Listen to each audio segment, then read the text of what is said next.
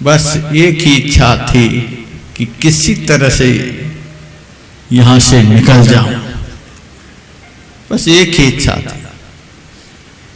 स्वामी विवेकानंद जी महाराज ने कहा, जिस दिन सारी दुनिया को तुम भूल जाओगे, जिस दिन मन से उस प्रभु की प्राप्ति की इच्छा को छोड़कर सारी इच्छाओं को छोड़ दोगे, उसी क्षण ईश्वर का दर्शन हो जाएगा।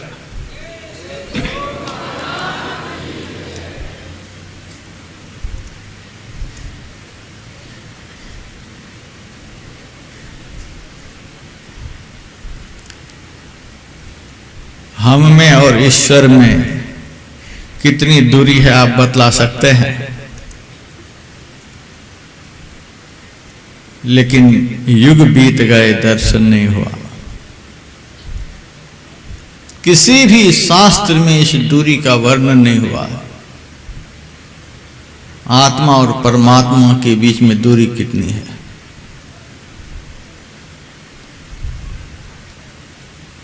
अग्नि और अग्नि में जो दाहकता है, उसकी दूरी आप बतला सकते हैं? सूर्य और सूर्य की किरण में कितनी दूरी है आप बतला सकते हैं? फूल और फूल में जो सुगंध है, उसकी दूरी आप बतला सकते हैं?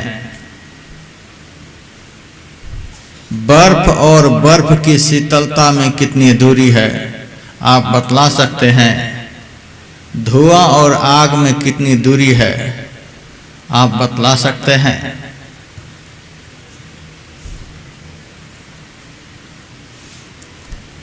मिठाई और मिठाई में जो मीठापन है, उसमें कितनी दूरी है आप बतला सकते हैं? नहीं बतला सकते। इसकी दूरी को कोई नहीं बतला सकते। उसी तरह से आत्मा और परमात्मा के बीच की दूरी को कोई भी नहीं बतला सकते। दूरी हो तब तो बतला सकते हैं, दूरी है ही नहीं। लेकिन किसी किसी संतों ने दूरी का भी वर्णन किया है।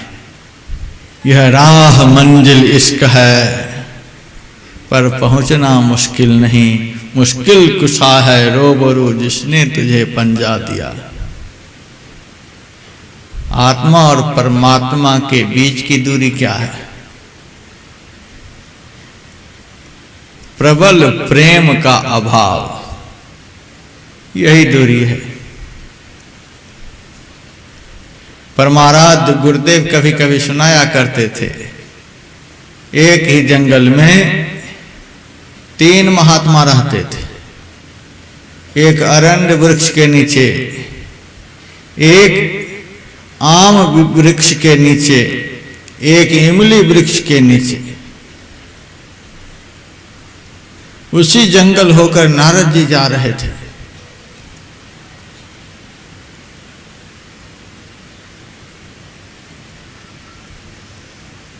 नारद जी से तीनों महात्माओं ने पूछा, महाराज आप कहाँ जा रहे हो? नारद जी ने कहा, मैं वैकुंठ जा रहा हूं। अरे महाराज, भगवान से पूछना कि भगवान मुझे दर्शन कब देंगे। तीनों की बातों को नारद जी ने भगवान से सुना दिया। भगवान ने तीनों के लिए एक ही जवाब दिया, जो महात्मा जिस वृक्ष के नीचे बैठा हुआ है, उस महात्मा से कह देना, उस पेड़ में जितने पत्ते हैं उतने 1000 वर्ष तप करने पर दर्शन होंगे।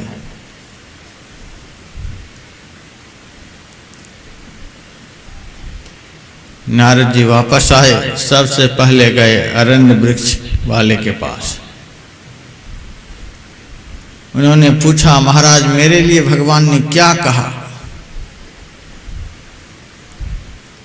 नारद जी ने कहा, इस पेड़ में जितने पत्ते हैं उतने 1000 वर्ष तप करने पर दर्शन होंगे। महात्मा जी पेड़ की तरफ देखा, अहो इतने 1000 वर्ष तप करने होंगे, इससे बढ़िया तो घर का प्रपंच ही है। ऐसे भगवान का मैं भजन नहीं करता। चिमटा कमंडल फेंका और घर चला गया। नारद जी जिस किसी भी तरह से आम वाले के पास गए, उन्होंने भी पूछा। नारद जी ने कहा, इस पेड़ में जितने पत्ते हैं उतने 1000 वर्ष तप करने पर दर्शन होंगे। पेड़ की तरफ देखते सिर धुनते हुए घर भाग गया। ऐसे निष्ठुर भगवान का मैं भजन नहीं करता, जा रहा, चला गया। नारद जी ने सोचा, आम और अरंड वाले की जब यह हालत है तो इमली वाले की क्या हालत होगी, जाऊं कि नहीं जाऊं। आखिर चले ही गए। उन्होंने पूछा, महाराज मेरे लिए भगवान ने क्या कहा?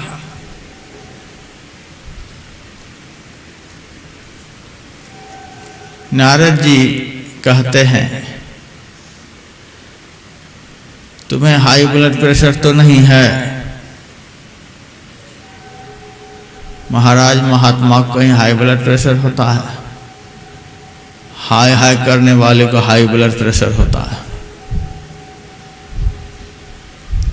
मुझे हाई ब्लड प्रेशर नहीं। हार्ट की शिकायत तो नहीं है, कह दूं और हार्ट फेल हो जाए? महाराज कुछ भी नहीं है। भजन करने वाले का हार्ट फेल नहीं होते, हार्ट मजबूत होते हैं। परमाराध गुरुदेव के हार्ट की जब जांच हुई थी तो चिकित्सक हैरत में पड़ गए थे। 18 साल के नवयुवक की हार्ट जितनी मजबूत होती है उससे भी अधिक मजबूत 100 साल की उम्र में महाराज जी की हार्ट है।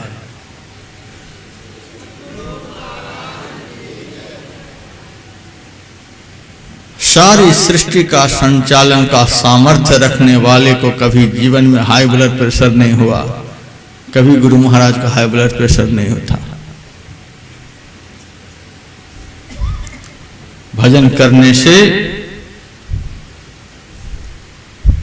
मस्तिष्क बल बढ़ता है, आत्म बल बढ़ता है, मनोबल बढ़ता है, संकल्प बल बढ़ता है, तेज बल बढ़ता है, वैराग्य बल बढ़ता है, ज्ञान बल बढ़ता है और हार्ट तो पत्थर से भी अधिक मजबूत हो जाता है। महाराज बतलाओ भगवान ने क्या कहा? नारद जी ने कहा, इस पेड़ में जितने पत्ते हैं उतने 1000 वर्ष तप करने पर दर्शन होंगे। खुशी के मारे तो महात्मा नाचने लग गया।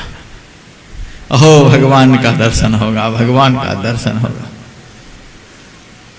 नारद जी ने कहा, कहीं यह महात्मा सुनकर पागल तो नहीं हो गया?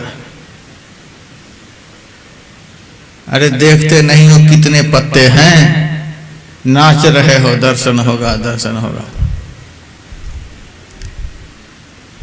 महात्मा जी ने कहा, हम इमली के पत्ते को देखने के लिए महात्मा नहीं बने हैं, हम तो भगवान को देखने के लिए महात्मा बने हैं।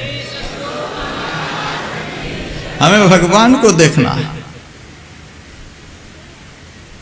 और नाच रहा हूं इस खुशी के मारे। इस पेड़ के नीचे तप करते करते युग बीत गए, लेकिन आज तक विश्वास नहीं हुआ था कि भगवान का दर्शन होगा। लेकिन आज आप संत की बात को सुनकर विश्वास हो गया कि भगवान अवश्य दर्शन देंगे, अवश्य दर्शन होगा, पक्का विश्वास हो गया। इस भूमि पर संशय का नाश होता है और इस भूमि पर श्रद्धा का जन्म होता है। ऐसी जगह बैठे हुए हैं, संशय को मार कर यहां से जाना है और दिल में श्रद्धा को प्रकट करके यहां से जाना है, तब यहां आने की सबसे बड़ी उपलब्धि होगी।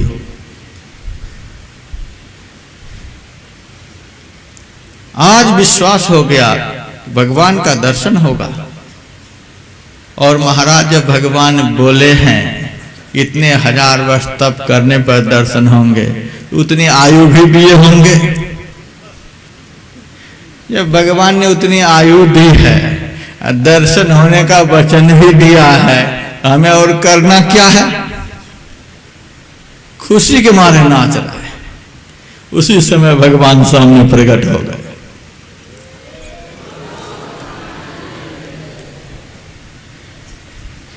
नारद जी भगवान की तरफ देख रहे हैं, भीतर भीतर रंज हो रहा है। महाराज यही करना था तो अरंड और राम बाले ने क्या बिगाड़ लिया था? दोनों को भगा कर तुरंत आ गए।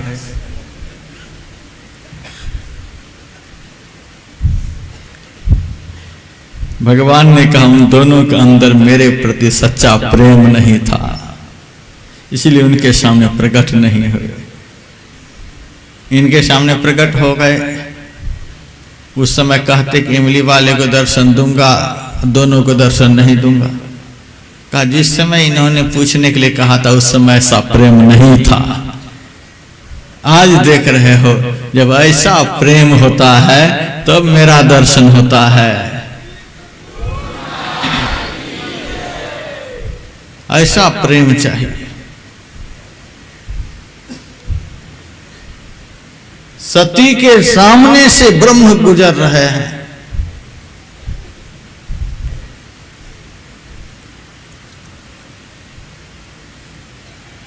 साथ में भगवान शिव भी हैं। शिव जी आनंद के मारे झूम रहे हैं। जय सच्चिदानंद जग पावन, अस कही चले मनोज लजावन।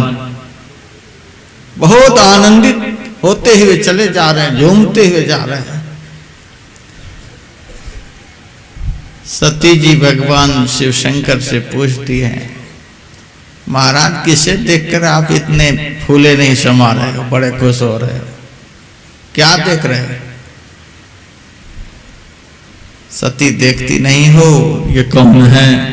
जय सच्चिदानंद जग पावन, अखिल विश्व को पवित्र करने वाले परमात्मा सगुण साकार रूप में प्रकट हुए हैं। इनको देख देख करके हृदय आनंदित हो रहा है। सती जी कहती हैं ये ब्रह्म है, ये सच्चिदानंद है।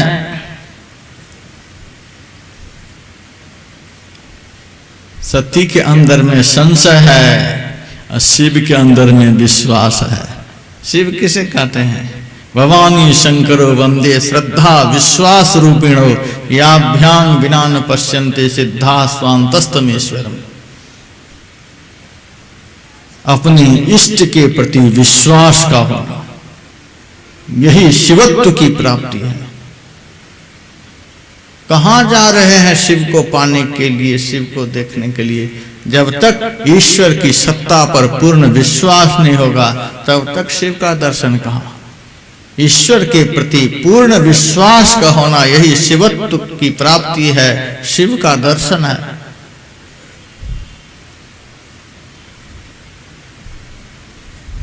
हम लोग प्रतिदिन पाठ करते हैं, एक सर्वेश्वर पर अचल विश्वास।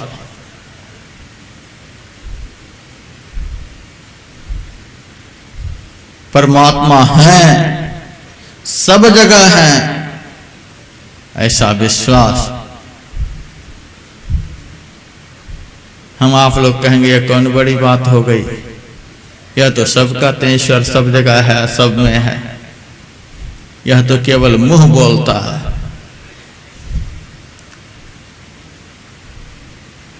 ईश्वर की सत्ता पर पूर्ण विश्वास हो जाए कि सब जगह है, तो पूर्ण विश्वास होते सब पाप छूट जाएंगे। किसी भी प्रकार के पाप करने में जब डर लगे तब समझिए कि विश्वास प्रकट हो गए। पाप करने में डर लगता ही नहीं, विश्वास कहां हुआ?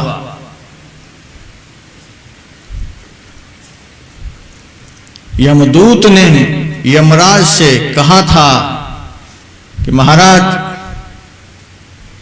मैं तो आज तक यही जानता था कि आप ही सारी दुनिया के स्वामी हैं, लेकिन आज जब अजामिल को फंदे से छुड़ा करके देवदूत लेकर चले गए तब मुझे विश्वास हो गया आपसे भी बढ़ करके कोई स्वामी है संसार में। वो कौन है आप बतलाइए। यमराज ने कहा था हम तो उस स्वामी के तुच्छ सेवक हैं। समग्र सृष्टि के नियामक परमात्मा सबके स्वामी हैं।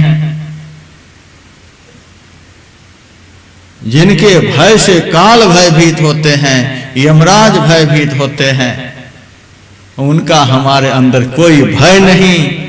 चोरी किए जा रहे हैं, झूठ बोल रहे हैं, नशाओं का सेवन कर रहे हैं, हिंसा कर रहे हैं, व्यभिचार कर रहे हैं, छल कर रहे हैं, कपट कर रहे हैं, एक दूसरे से घृणा कर रहे हैं, एक दूसरे की निंदा कर रहे हैं, शिकायत कर रहे हैं। कहाँ डर लगता है? यह झूठा सिद्धांत का पाठ है कि ईश्वर सब जगह है। यदि बिना पाठ किए ही सर्वत्र मन में भय होगी, भगवान देख रहे हैं। काल यमराज को दंड देने वाले मालिक हमें देख रहे हैं, दंड दिए बिना छोड़ेंगे नहीं। इसको कहते हैं विश्वास। इस विश्वास के अभाव में दर्शन होना बहुत दुर्लभ है। एक महात्मा जी भिक्षाटन के लिए कहीं जा रहे थे। दीवार में एक अभद्र पोस्टर सटा हुआ था, सिनेमा का पोस्टर था।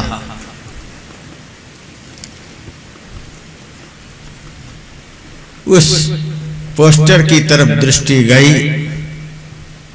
और चित्त विकृत हो गया।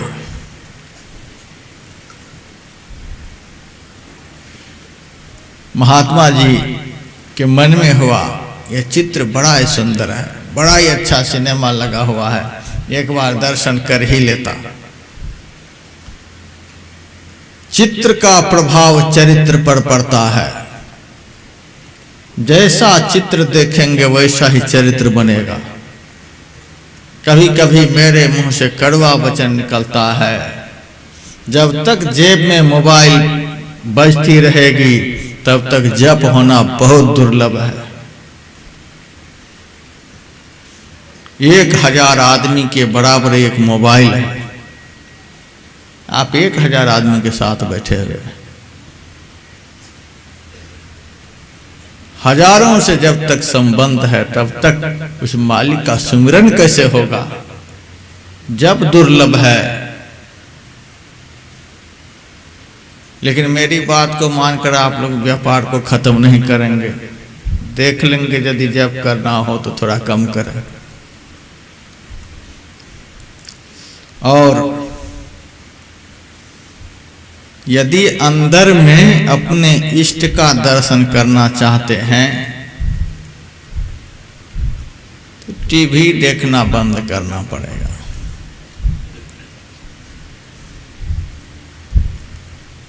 टीवी सिनेमा देखने वाले ध्यान में अपने इष्ट को भी देख लें, बड़ी दुर्लभ बात है।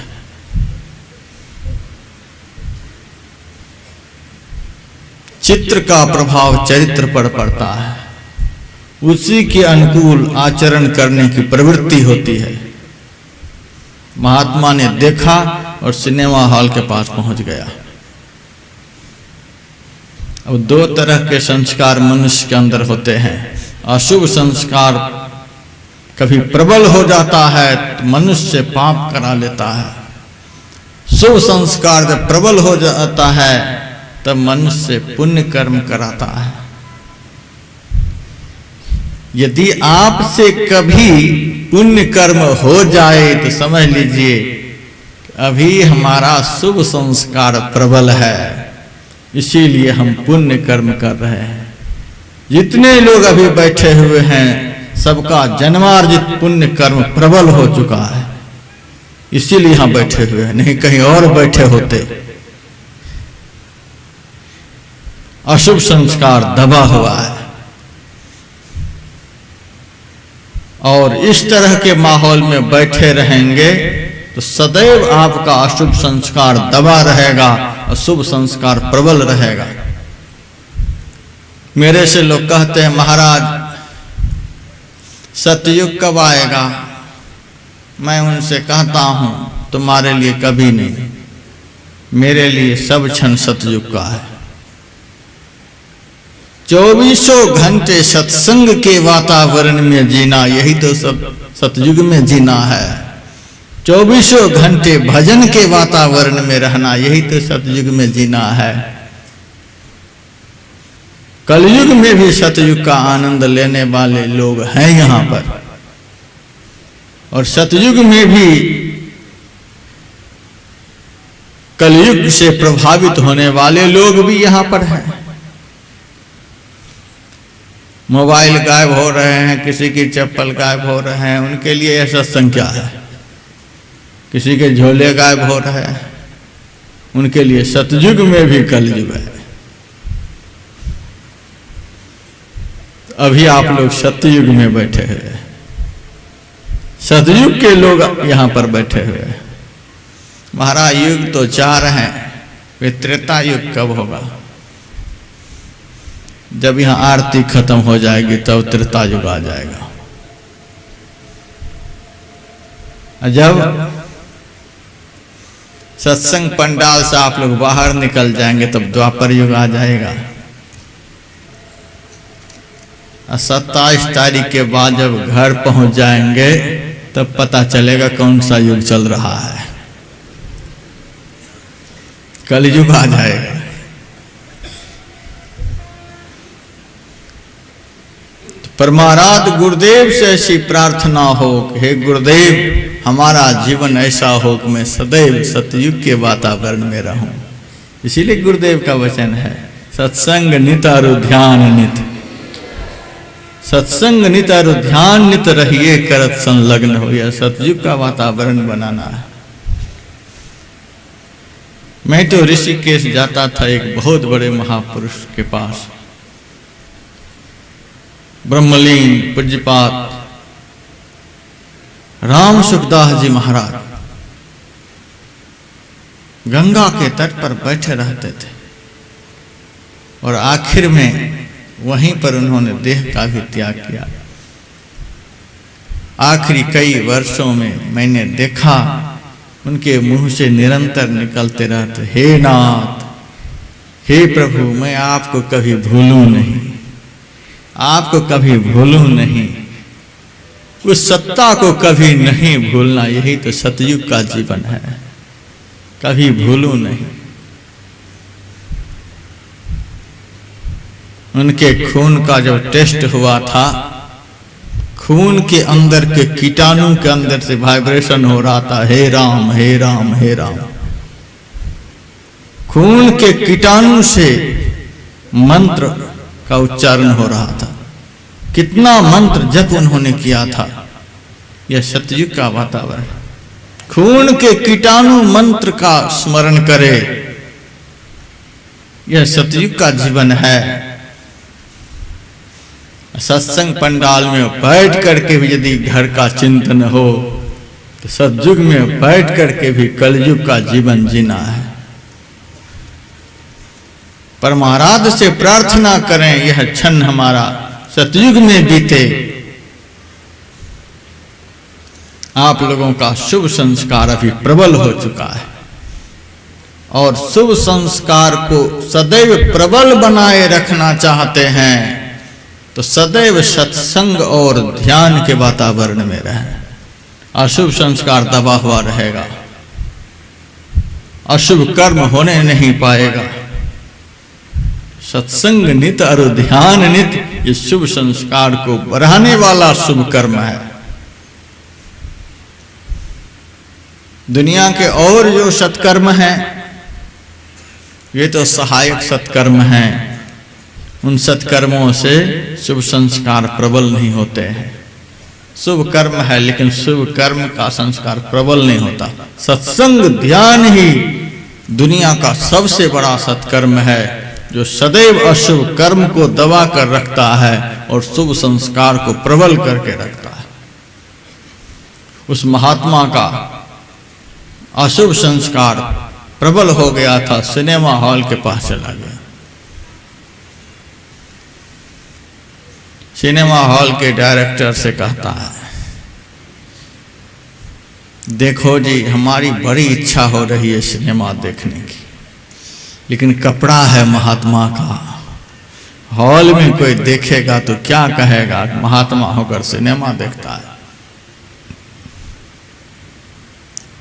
क्या तुम्हारे इस हॉल में ऐसी व्यवस्था है कि मैं सिनेमा देख लूं और मुझे कोई नहीं देखे? डायरेक्टर ने कहा, ऐसी तो व्यवस्था है, स्पेशल गेट बना हुआ है, पीछे से ले जा करके दिखा लूंगा, आप देख लोगे, आपको कोई नहीं देखेगा। लेकिन महाराज, मैं गृहस्थ होते हुए भी आपसे एक बात कहना चाहता हूं, दुनिया की निगाहों से बचाने वाला गेट तो मेरे हॉल में है, लेकिन दुनिया बनाने वालों की निगाह से बचाने वाला गेट नहीं है। उस प्रभु की निगाह से यदि आप अपने को बचा सकते हैं तो सिनेमा देख सकते हैं। चरणों में लिपट गए। दिन रात सिनेमा दिखलाने वाले डायरेक्टर के अंदर उस सत्ता के ऊपर इतना विश्वास है, हम माला जपते जपते घिस गए, फिर भी ऐसा विश्वास नहीं हुआ। इसको कहते हैं विश्वास। सब जगह भय लगे, सब जगह डर लगे कि देख रहे हैं। जासन कर्म छिपावत हो, वह देखत है घट में घर जाए। पाप कर्म करते समय डर लगे, तब समझिए विश्वास उत्पन्न हो रहा है।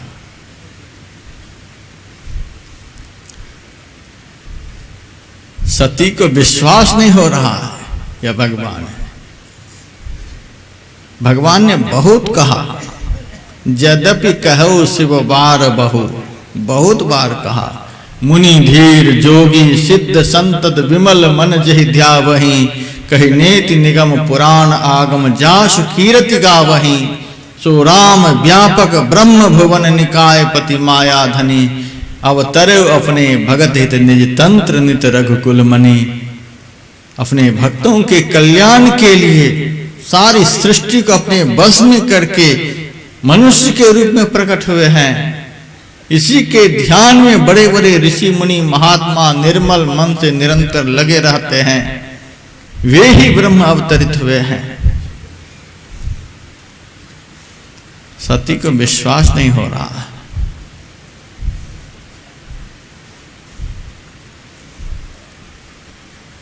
सती जी वहां से चल पड़ती है। भगवान ने सोचा, मेरे कहने पर भी विश्वास नहीं तो अब होई है सोई जो राम रचि राखा, को करी तर्क बढ़ावे शाखा। मेरे कहने से भी विश्वास नहीं होता, जाकर परीक्षा करके देख लो, तब तक बट वृक्ष की छाया में बैठता हूं।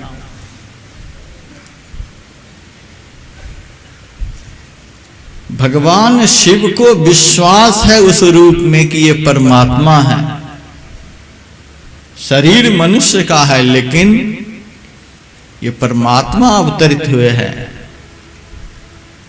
लेकिन ऐसा विश्वास सती जी के मन में नहीं हुआ। क्यों नहीं हुआ?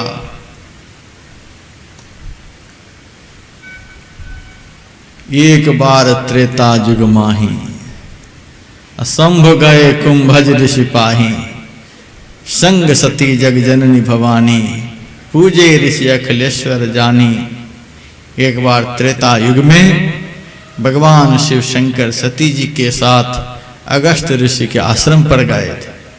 अगस्त ऋषि ने बड़ा सत्कार किया।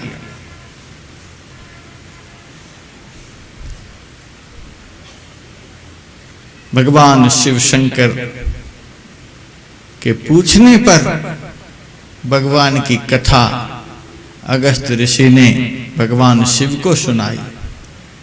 भगवान शिव को कथा में बड़ा आनंद आ रहा था, सत्संग में बड़ा आनंद आ रहा था। लेकिन सती जी को सत्संग में आनंद नहीं आ रहा था। सत्संग में आनंद नहीं आए तो समझिए कि दिल में संशय का जन्म हो रहा है।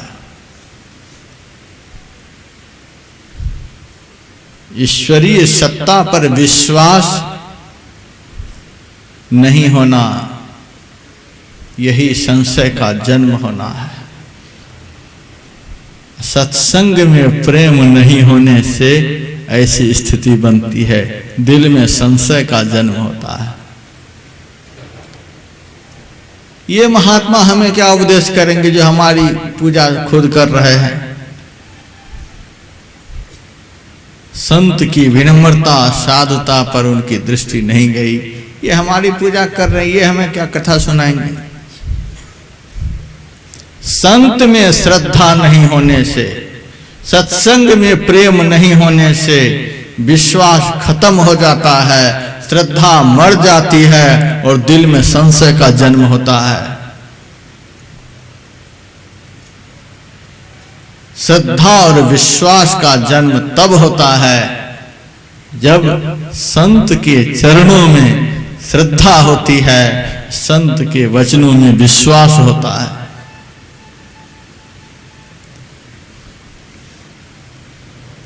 भगवान श्री कृष्ण ने उद्धव जी से कहा, हे उद्धव, अब मैं अपनी लीला का संवरण करना चाहता हूं, मेरी सारी लीला हो चुकी है, अब मैं यहां से जाना चाहता हूं, अवतार लीला को खत्म करना चाहता हूं। उद्धव जी ने कहा, महाराज आप चले जाओगे तो आपके बिना हम कैसे रहेंगे? भगवान ने कहा,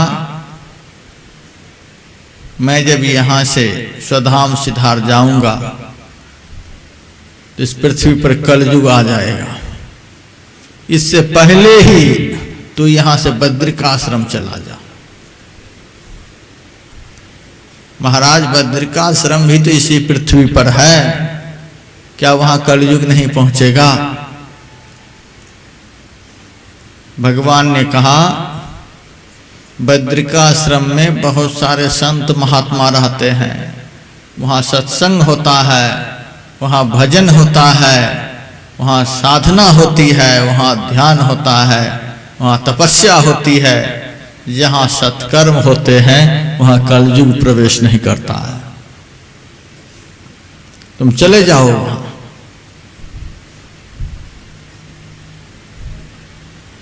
संतों की शरण में चले जाओ, कलयुग का प्रभाव नहीं पड़ेगा। आप देख रहे हैं यहां हजारों लोग एक साथ बैठे हुए हैं, फिर भी कितनी शांति है। आप यहां से जाएं, अपने घर में अनुभव करें कि वहां अधिक शांति है कि यहां अधिक शांति है। हजारों लोगों के बीच में शांति की स्थापना हो चुकी है। क्यों? यहां कलयुग का प्रवेश नहीं है।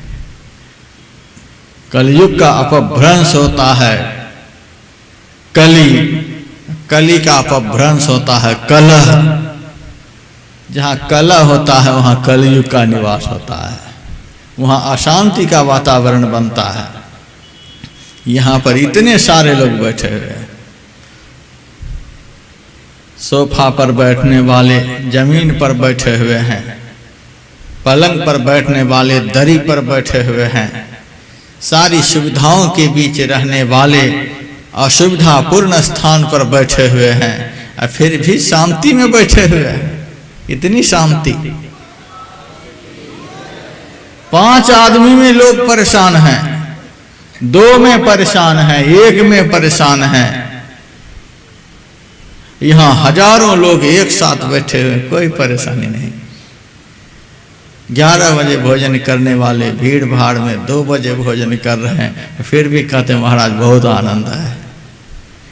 अनेकों प्रकार के पदार्थों का भोग लगाने वाले चावल दाल खाकर कहते महाराज बहुत आनंद आ रहा है। भजन करेंगे तो पत्थर पर आनंद उपजेगा, भजन नहीं करेंगे तो फूल पर भी जहर पैदा होगा।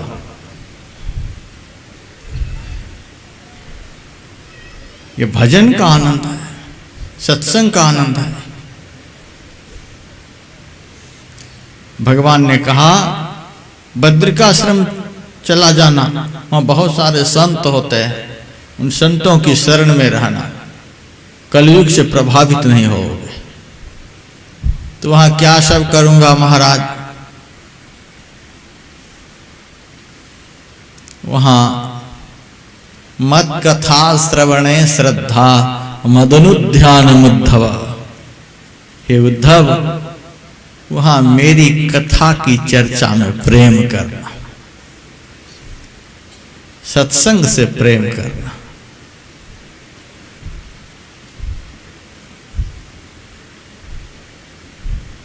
कब तक आपकी कथा सुनूंगा? वहां कितने दिनों तक? भगवान ने कहा मत कथा श्रवणादो वा यावत श्रद्धा न जायते। सत्संग तब तक सुनना चाहिए जब तक कि अपने इष्ट के प्रति अटल श्रद्धा न उत्पन्न हो जाए। बहुत सत्संग सुनने की जरूरत है।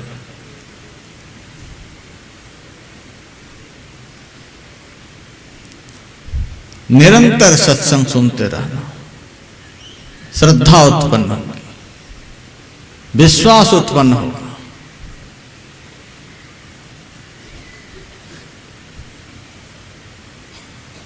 श्रद्धा का जन्म सत्संग से होता है।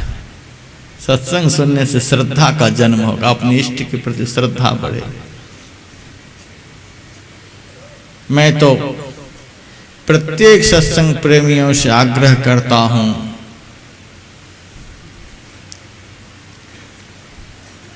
कि अपने इष्ट के चरित्र को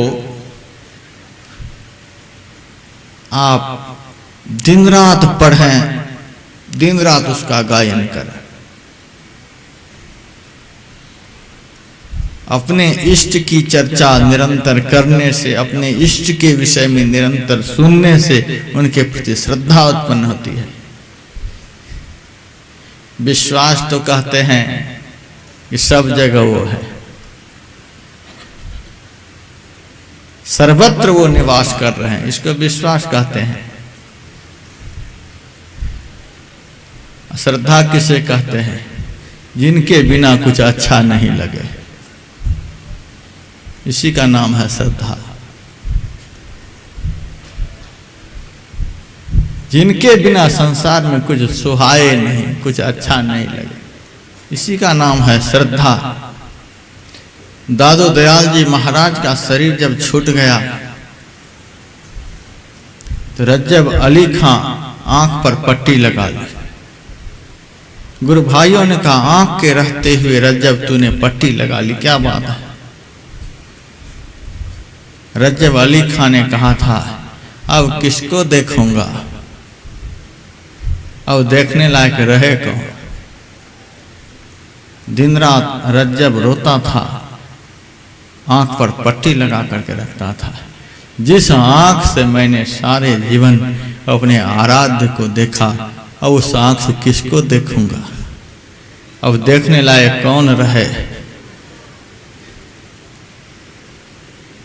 जिसको देखे बिना मन को चैन नहीं मिले, जिनसे बोले बिना मन को चैन नहीं मिले, जिनके पास बैठे बिना मन को चैन नहीं मिले, इसी अवस्था का नाम है श्रद्धा। अति अटल श्रद्धा प्रेम से गुरु भक्ति करनी चाहिए। केवल गीत गाने से काम नहीं चलेगा, उनके बिना मन नहीं लगे। एक चकोर पक्षी है, आसमान में चंद्रमा की तरफ एक टक से देखता है। बादल में जब चंद्रमा छिप जाता है तो आग के बीच चोंच को घुसा घुसा करके खोजता है, कहीं इसमें तो चंद्रमा नहीं छिप गया है। इतना प्रेम एक पक्षी को चंद्रमा से है। एक मणियार सर्प की मणि जब खो जाती है तो सिर पीट पीट करके उस मणि के लिए वह सर्प प्राण का त्याग कर देता है। एक पतिव्रता नारी पति के प्रदेश चले जाने पर सारे श्रृंगार को छोड़कर बैठ जाती है। एक पक्षी का नवजात बच्चा मां के इधर उधर चले जाने पर चहचहाता रहता है, छटपटाता रहता है। एक गाय का बछड़ा गाय के वन की तरफ चले जाने पर मां को देखने के लिए उसी तरफ बोलते रहता है।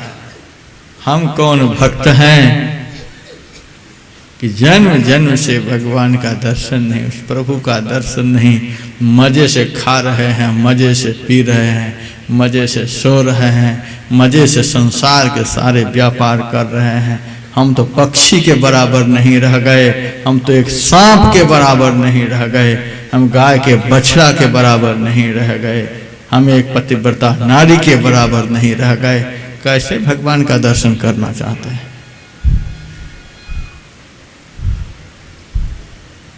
उनके बिना रहा नहीं जाए।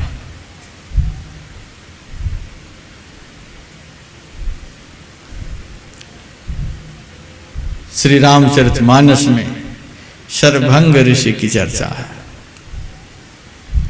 शरभंग ऋषि को लेने के लिए ब्रह्मलोक से विमान आया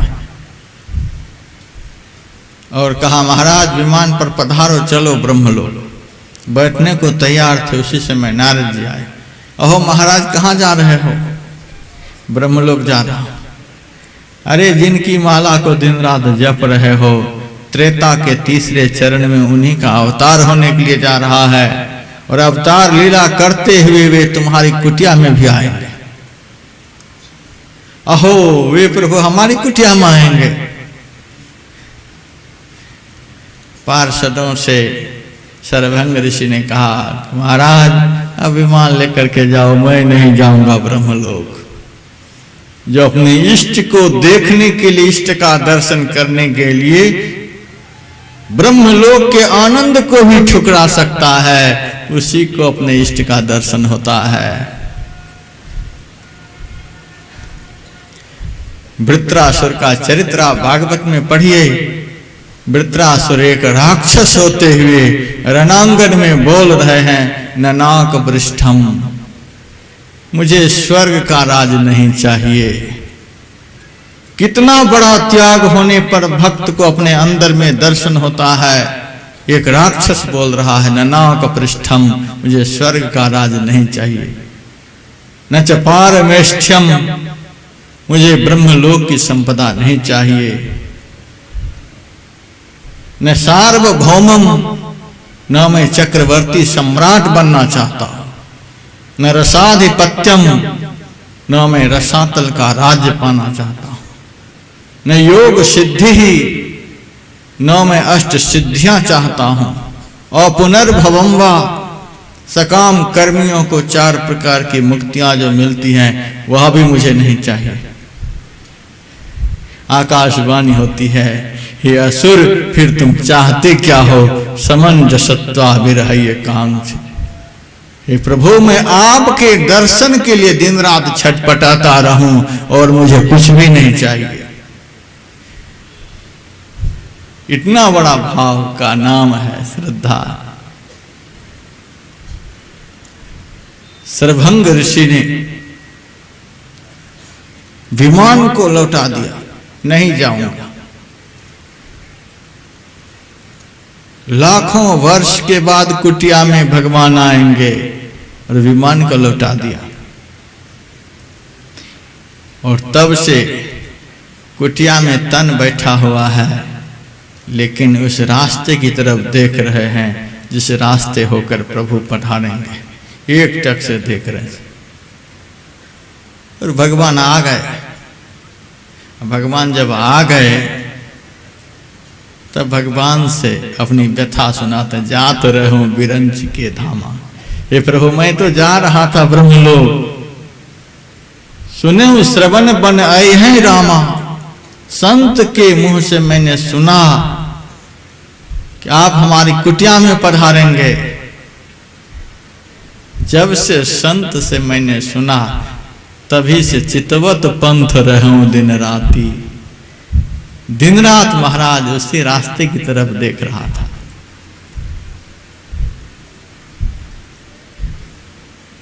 जब से संत ने कहा तुम्हारी कुटिया में राम आएंगे, तभी से चितवत पंथ रहूं दिन रात। दिन रात में उसी रास्ते की तरफ देख रहा था। भगवान ने कहा अब देखने पर क्या हुआ, अब प्रभु देख जुरानी छाती।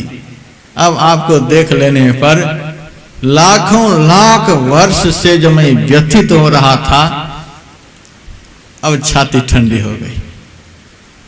लाखों लाख वर्ष की व्यथा एक ही झलक में खत्म हो जाती है। कैसा दर्शन का आनंद है, हम लोगों ने आज तक देखा ही नहीं, इसीलिए दुनिया को देखने में आनंद आ रहा है। एक झलक देख लेंगे, अब प्रभु देखे जुरानी छाती, हृदय शीतल हो जाएगा। आज तक हमारी आंख स्थिर क्यों नहीं हो पाई है? देखते हैं आंख नाचती रहती है। क्यों आंख नाच रही है? मायापुरी में बैठे हुए हैं, इसीलिए आंख नाच रही है। मायापुरी किसे कहते हैं? आंख बंद करके देखिए, एक मायापुरी तो हरिद्वार को कहते हैं। इससे तो आप 27 तारीख के बाद चले जाएंगे। यह तो सामान्य मायापुरी है, असली मायापुरी तो हमारे अंदर में है। जुग जुगान से अंधकार में बैठे हुए हैं, यही तो मायापुरी है।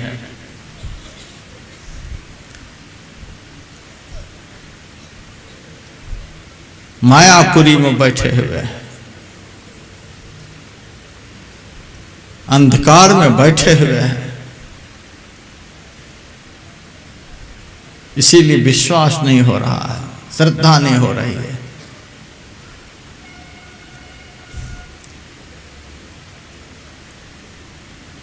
आंख नाच रही है, इसीलिए सारी दुनिया को नचाने वाले को अब तक देख नहीं पाई है।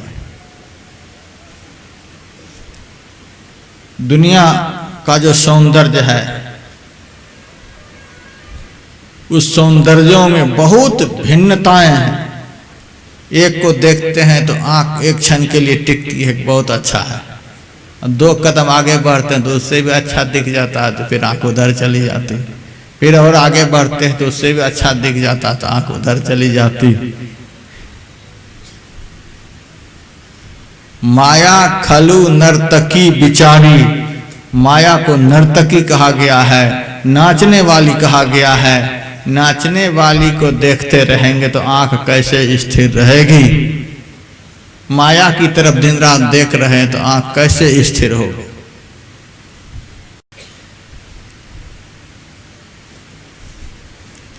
आंख इसीलिए स्थिर नहीं हो रही है कि माया को देख रहे हैं, दिन रात संसार को देख रहे हैं। समंग चरोती तीति संसार है, जो बराबर चलता रहे उसी का नाम संसार है। बराबर चलने वाले को देख रहे हैं, इसीलिए आंख स्थिर नहीं हो रही है।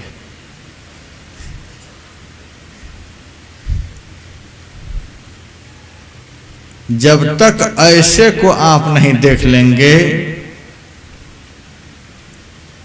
जिससे बढ़कर कोई सुंदर है ही नहीं, तब तक आंख स्थिर नहीं होगी। संत की आंख को देखिएगा। मैं गुरु महाराज को देखता था, आंख बिल्कुल स्थिर, जिनकी तरफ देखते थे देखते ही रहते थे। संत की आंख को आप लोग देखिएगा।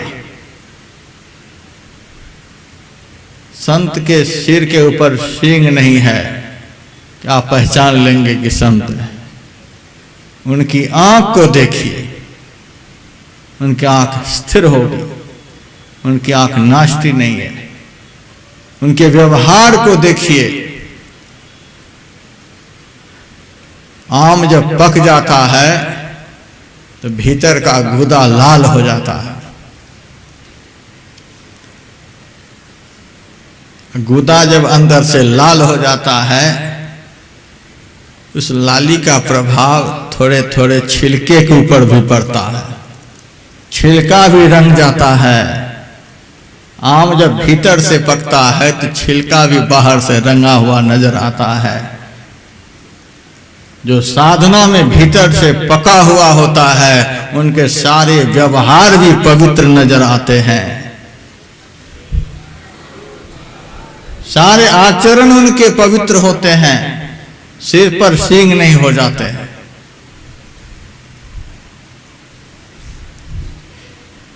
मेरे से किसी ने कहा, महाराज रामायण में लिखा हुआ है कि बिनु पग चले सुने बिनु काना, परमात्मा बिना पैर के ही चलते हैं, बिना कान के ही सुनते हैं। कर बिनु कर्म करे विधि नाना, बिना हाथ के सारे कर्म करते हैं। आनंद रहित सकल रस भोगी, बिना मुंह के ही सारे रसों का रसास्वादन करते हैं। बिन वाणी वक्तावर योगी, बिना वाणी के ही बहुत बड़े वक्ता बनकर उपदेश करते हैं। तन बिनु परश, बिना शरीर के स्पर्श का ज्ञान करते हैं। नयन बिनु देखा, बिना आंख के ही देखते हैं। ग्रही घ्राण बिन वास शेखा, बिना नासिका से ही सुगंध दुर्गंध का ज्ञान करते हैं। बिना पैर के महाराज कैसे चला जाएगा, बिना हाथ का कर्म कैसे होगा, बिना मुंह से बोलना कैसे होगा, बिना कान से कैसे सुनना होगा, बिना आंख के कैसे देखना होगा।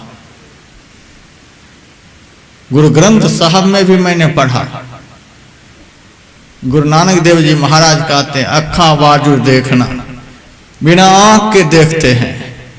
करना बाजू सुनना, बिना कान के सुनते हैं। बिना पैर के चलते हैं, बिना मुंह के बोलते हैं। ऐसी सभी बात अलौकिक करनी।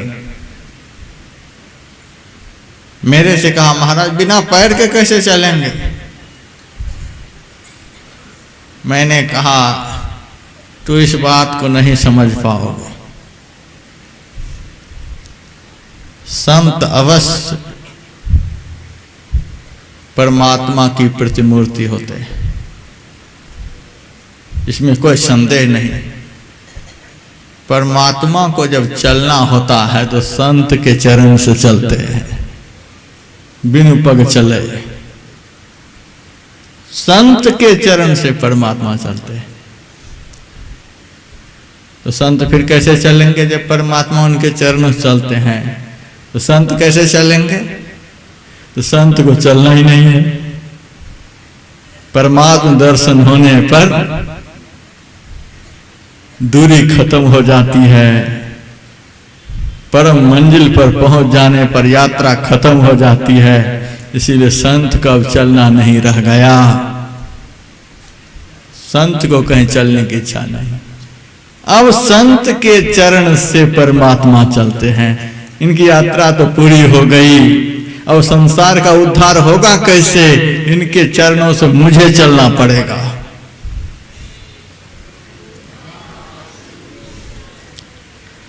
हमारे विश्वनाथ बाबू रात में संत रैदास जी महाराज के भजन सुनाए थे। मुझे यह भजन बहुत अच्छा लगा। रामानंद स्वामी जब रैदास जी महाराज की कुटिया में शिष्यों के साथ पहुंचे, रैदास जी महाराज अपने सदगुरु को देखकर आनंद में झूमने लग गए। और उसी आनंद का यह शब्द है, आज दिवस में लेऊं बलिहारा, मेरे घर आए राजा राम जी का प्यारा। आज के दिन की बलिहारी में जाता हूं कि मेरे आंगन में परमात्मा के प्यारे पधार गए। आंगल बंगल भवन भय पावन, हरिजन बैठे हरि जस गावन। आज मेरा आंगन पवित्र हो गया, आज मेरा घर पवित्र हो गया। संत के चरण पड़े बिना कभी आंगन पवित्र नहीं हो सकता, घर पवित्र नहीं हो सकता।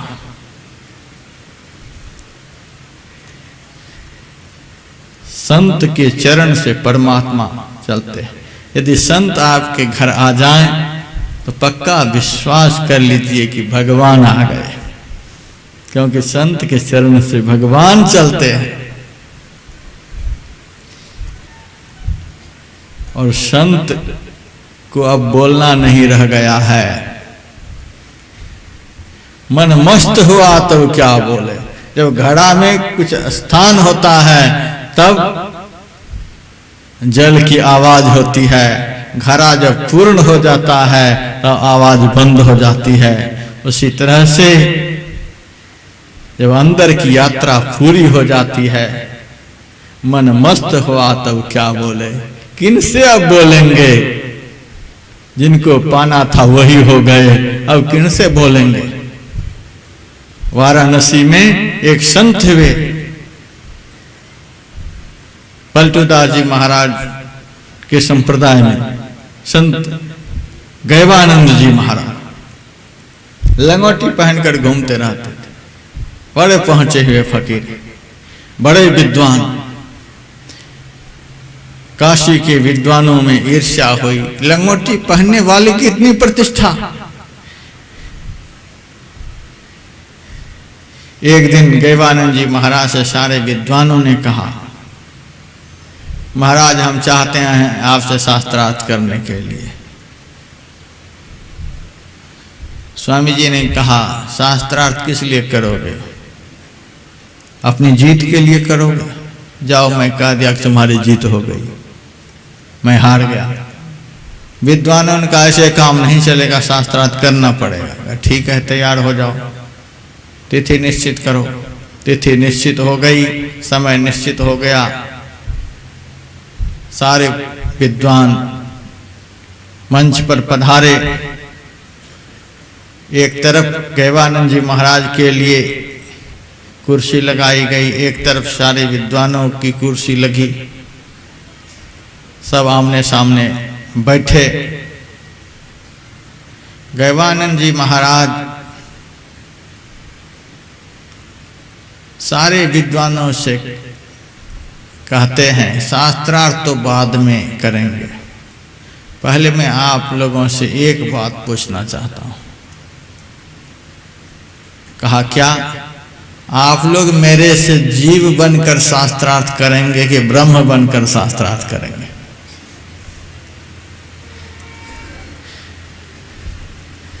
सारे विद्वान पंडित एक ही बार में चुप हो गए, कहीं से कोई जवाब नहीं। जब 5 मिनट हो गए तब जय जयकार लोगों ने कर दिया, गैवानंद जी महाराज की जय, गैवानंद जी महाराज की जय।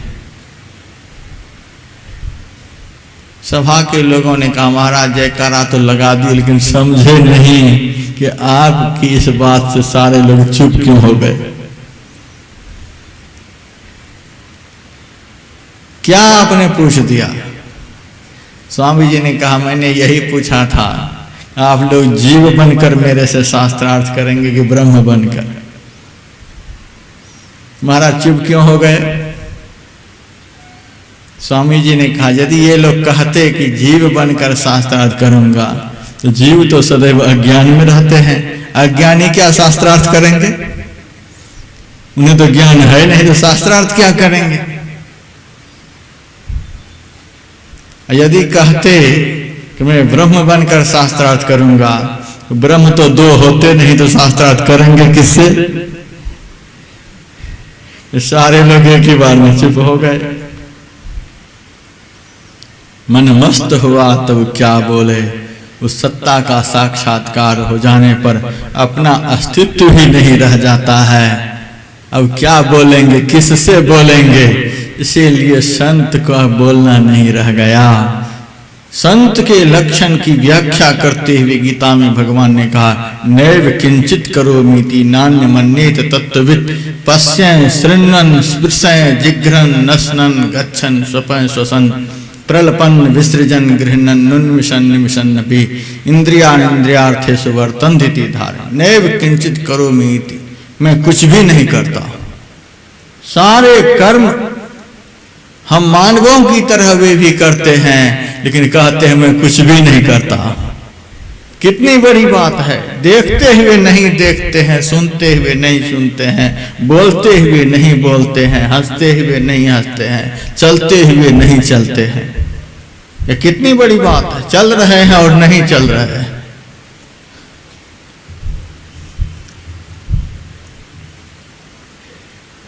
एक संत से पूछा गया यह कैसी बात है, चलते हुए कहते हैं मैं नहीं चलता। संत ने कहा जो शरीर ज्ञान में रहते हैं वे अपने को चलते हुए पाते हैं, जो आत्म ज्ञान में रहते हैं उनके लिए चलने की जगह कहाँ है। आत्मा वासमिदं सर्वम भागवत में है। जो तत्व सर्वत्र सघनता से फैला हुआ है वो कहाँ चलेंगे, कैसे चलेंगे। संत को चलना नहीं है, वो पूर्ण हो चुके हैं। उनको बोलना नहीं है, वो पूर्ण हो चुके हैं। उनको सुनना नहीं है क्योंकि पूर्ण हो चुके हैं। गुरु महाराज जब साधन संपन्न होकर गुफा से बाहर निकले थे तब उनके मुंह से संत कबीर साहब की यह वाणी निकल रही थी। बाजे एक तार सुनव दिन रतिया। एक तार बज रहा है अंदर में, सुनव दिन रतिया, दिन रात सुनता रहूंगा। वह तार किसका है, वह शब्द किसका है। अविगत तार सर्वव्यापक परमात्मा का है। अलग गति गाजे, वह परमात्मा की आवाज परमात्मा से मिलाने के लिए गर्जना कर रहा है। मुझे सुनो मैं मिलाता हूं अलग से। अविगत तार अलग गति गाजे। जो उस तार को सुन लेता है तो सुनत सुनत शीतल होई छतियां, बाजे एक तार सुनब दिन रतियां। सुनने के लिए कुछ बाकी नहीं रह जाता। हमारा कान इसीलिए तृप्त नहीं हुआ है, मुद्दत से सुन रहे हैं फिर भी तृप्त नहीं हुआ है, इसीलिए उस आवाज को अब तक नहीं सुन पाए। अतृप्त ही सब दिन रहेंगे। मुरादाबाद की एक 80 साल की माई मेरे से कहती है महाराज कोई दवाई बतला देते, आंख सब अच्छी तरह से दिखलाई नहीं दे रही है। मैंने कहा अब 80 साल में क्या देखने को बाकी रह गया है बताओ। महाराज बहुत कुछ देखी, अब क्या देखना चाहते। लड़के बच्चे आंगन में नाचते हैं कूदते हैं, कुछ पता ही नहीं चलता कौन आए कौन गए। मैंने कहा जिनको देखते देखते आंख में देखने की शक्ति जो थी वो खत्म हो गई, आज भी माई उसी को देखना चाहती हो। अब भी मन में नहीं होता कि एक बार दुनिया बनाने वाले को देख लो। अभी भी वही देखूं वही देखूं। इस देखने का कहीं अंत है, कहीं अंत नहीं। अनंत को देखे बिना न देखने का अंत है, न सुनने का अंत है, न खाने का अंत है, न चलने का अंत है। अनंत को देखे बिना, अनंत को पाए बिना संसार का कहीं अंत नहीं दिखेगा। चलते चलते देखते देखते बोलते बोलते युग बीत जाए। मैंने विनोद में कहा माई तुम्हारे घर में लाल मिर्च के पाउडर हैं। हाँ महाराज, आधी आधी चम्मच डाल लेना आँख में। अरे महाराज जो भी है उसको भी खत्म कर देना चाहते हो। माई उस आँख को लेकर अब क्या करोगी जो आँख आज भी दुनिया को ही देखना चाहती है। खत्म करो इस आँख की प्रवृत्ति को। महाराज चलो आँख की दवाई नहीं बतलाते हो तो कान की ही दवाई बतला दो। कान से भी तो कम ही सुनाई दे रहा है। अब क्या सुनना चाहती हो? अरे महाराज कहाँ से ये बहू आई है, क्या सब बोलती रहती है, लड़के बच्चे को तो बिगाड़ रखे। कान में ताकत रहे तो सुनो भी कि क्या सब बोलती है घर में, घर को बिगाड़ रखी है। लड़के बच्चे क्या सब आपस में बोलते हैं, कुछ पता नहीं चलता है। मैंने कहा अब भी मन में नहीं होता, दुनिया की आवाज़ों को सुनते सुनते तो कान की शक्ति खत्म हो गई। अब एक बार भी दुनिया बनाने वाले की आवाज़ को सुन लो, एक बार सुनो।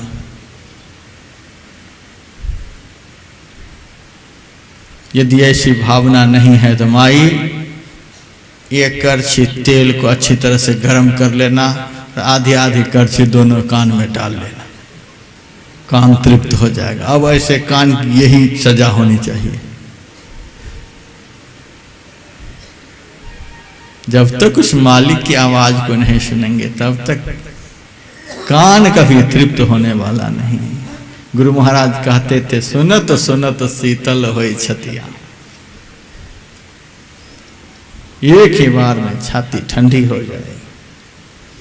संत का बस सुनने के लिए कुछ भी बाकी नहीं, बोलने के लिए कुछ बाकी नहीं। आप कहेंगे फिर बोल कौन रहे हैं? तो पलटू साहब ने कहा संत बोलते ब्रह्म, संत के मुंह से ब्रह्म बोलते हैं।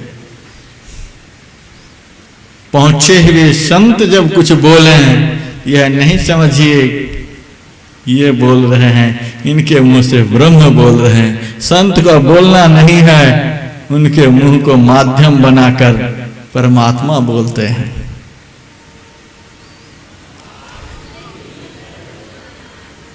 यदि आपकी बात को संत सुन लें, आपने जो कहा और सुन लिया, हाँ सुन लिया, तो पक्का विश्वास रखिए संत के कान ने नहीं सुना तो ब्रह्म ने सुन लिया, अब जरूर काम पूरा होगा।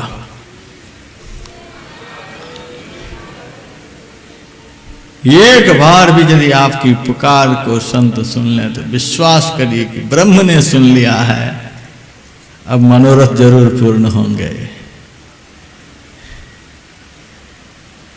संत को अब खाने के लिए कुछ बाकी नहीं है, उनको रसास्वादन की कोई इच्छा नहीं।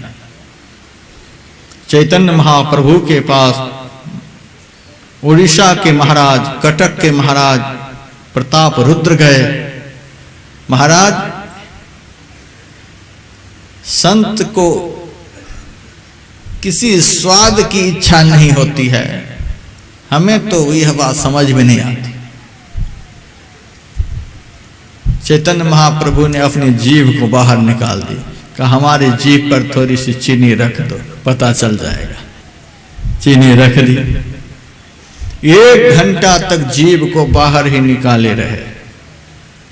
जब 1 घंटा पूरा हो गया, चैतन्य महाप्रभु ने अपनी जीभ को नीचे कर दिया, सूखी की सूखी चीनी नीचे गिर गई। जीभ के पानी का स्पर्श तक उस चीनी से नहीं हुआ। हैरत में पड़ गए महाराज प्रताप रुद्र, ऐसा कैसे हुआ? हमारी जीभ पर चीनी होती तो अब तक कहां गई होती, ज्यों के त्यों चीनी नीचे गिरी है, ऐसा कैसे हुआ महाराज? चैतन्य महाप्रभु ने कहा मैंने अपनी जीभ को आदेश ही नहीं दिया कि स्वाद ग्रहण करो। यही है नैव किंचित करोमि।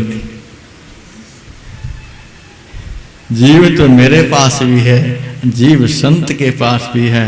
हमारी जीव हमारी आज्ञा के बगैर ही सारे स्वाद को ले रही है। हमारी आंख हमारी आज्ञा के बगैर ही सारे रूपों को देख रही है।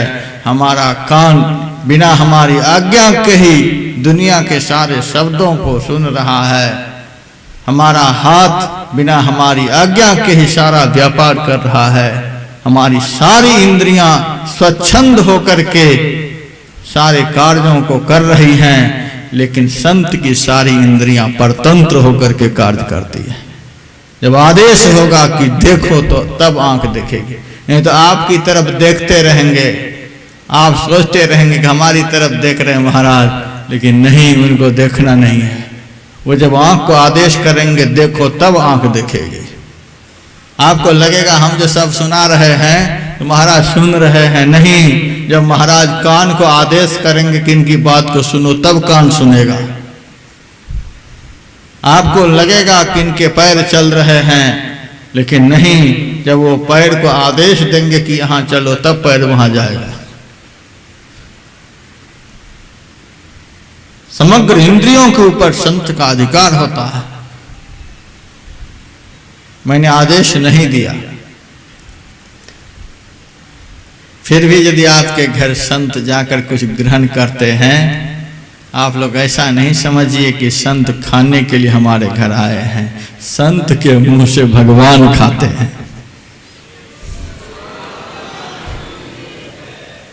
उनको खाने के लिए क्या बच गया है?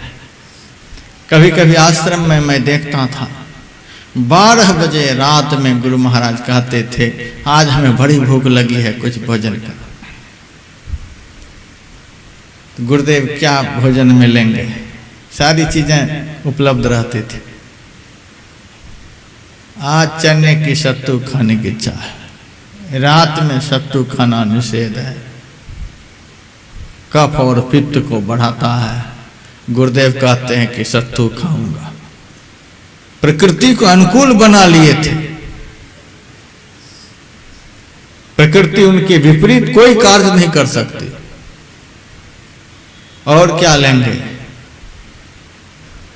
थोड़ी दही हो तो उसमें मिला देना। रात में दही खाना निषेध है, कफ बढ़ता है। गुरुदेव ने कहा दही मिला देना। और क्या उसमें मिलाएंगे? तो केले हो तो केले मिला देना। रात में केले खाना वर्जित है। और क्या मिलाएंगे? शहद मिला देना। रात में शहद खाने से पित्त बढ़ता है।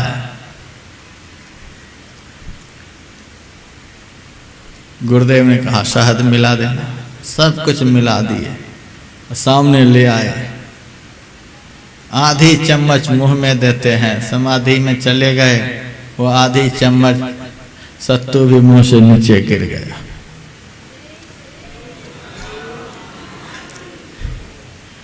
खाने के लिए कितना भी तंडावाद हुआ, जब खाने की बारी आई आधी चम्मच भी स्वीकार नहीं की। कभी कभी आधी चम्मच ले लेते थे, शरीर अस्थि पंजर हो गया था, कुछ खाने की इच्छा नहीं रह गई।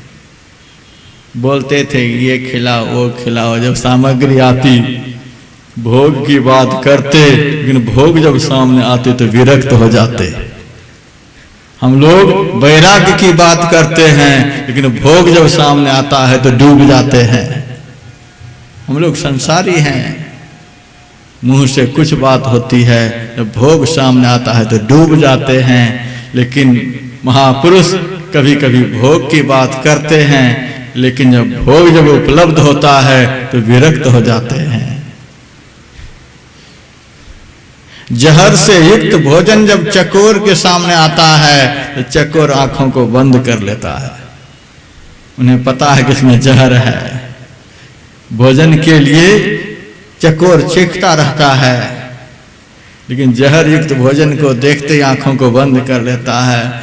उसी तरह से भोगों की बात कभी कभी संत करते हैं, लेकिन भोग सामने आते हैं, समझते हैं कि ये भोग में विष मिला हुआ है, मन से विरक्त हो जाते हैं।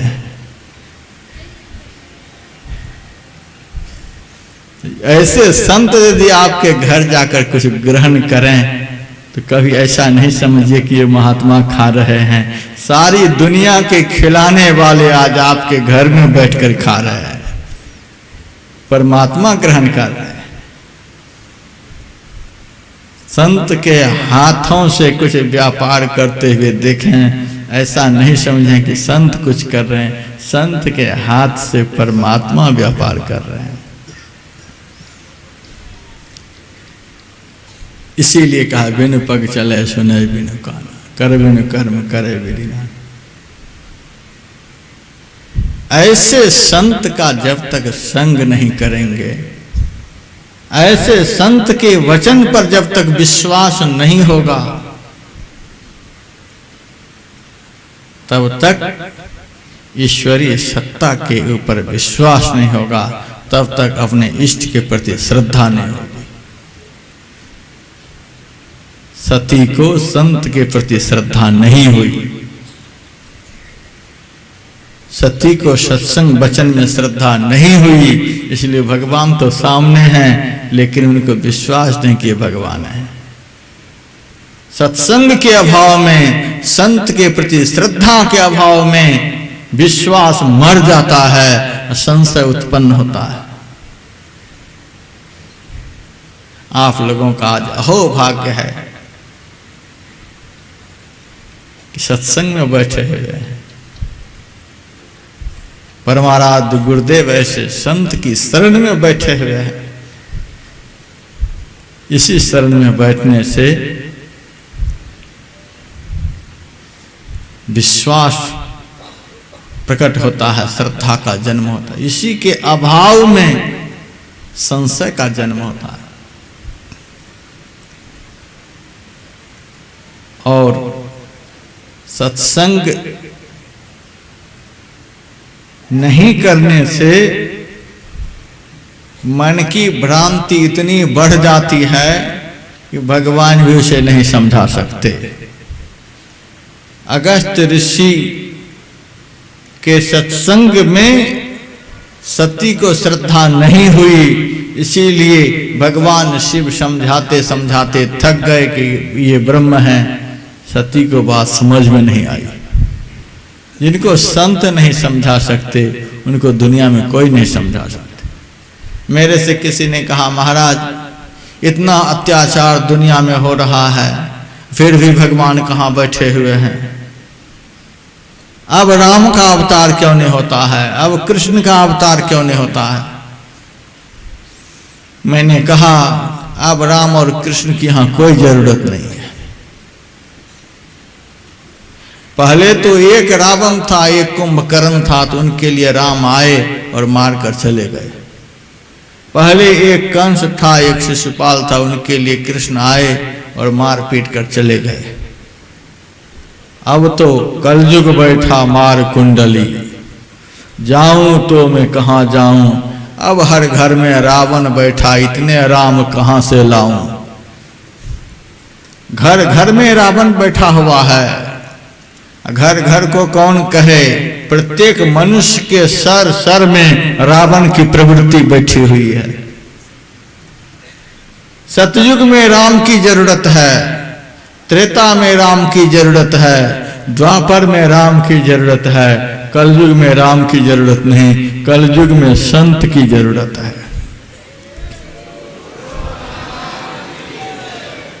इसीलिए सारे युगों में भगवान के अवतार होते हैं, कलयुग में संत का अवतार होता है। भगवान के 24 अवतारों में 23वां अवतार भगवान बुद्ध का है।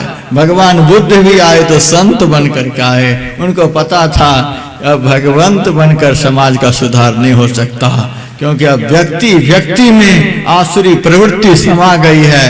अब तो घर घर जा करके उस प्रवृत्ति को खत्म करने की आवश्यकता है। अब संत की जरूरत है।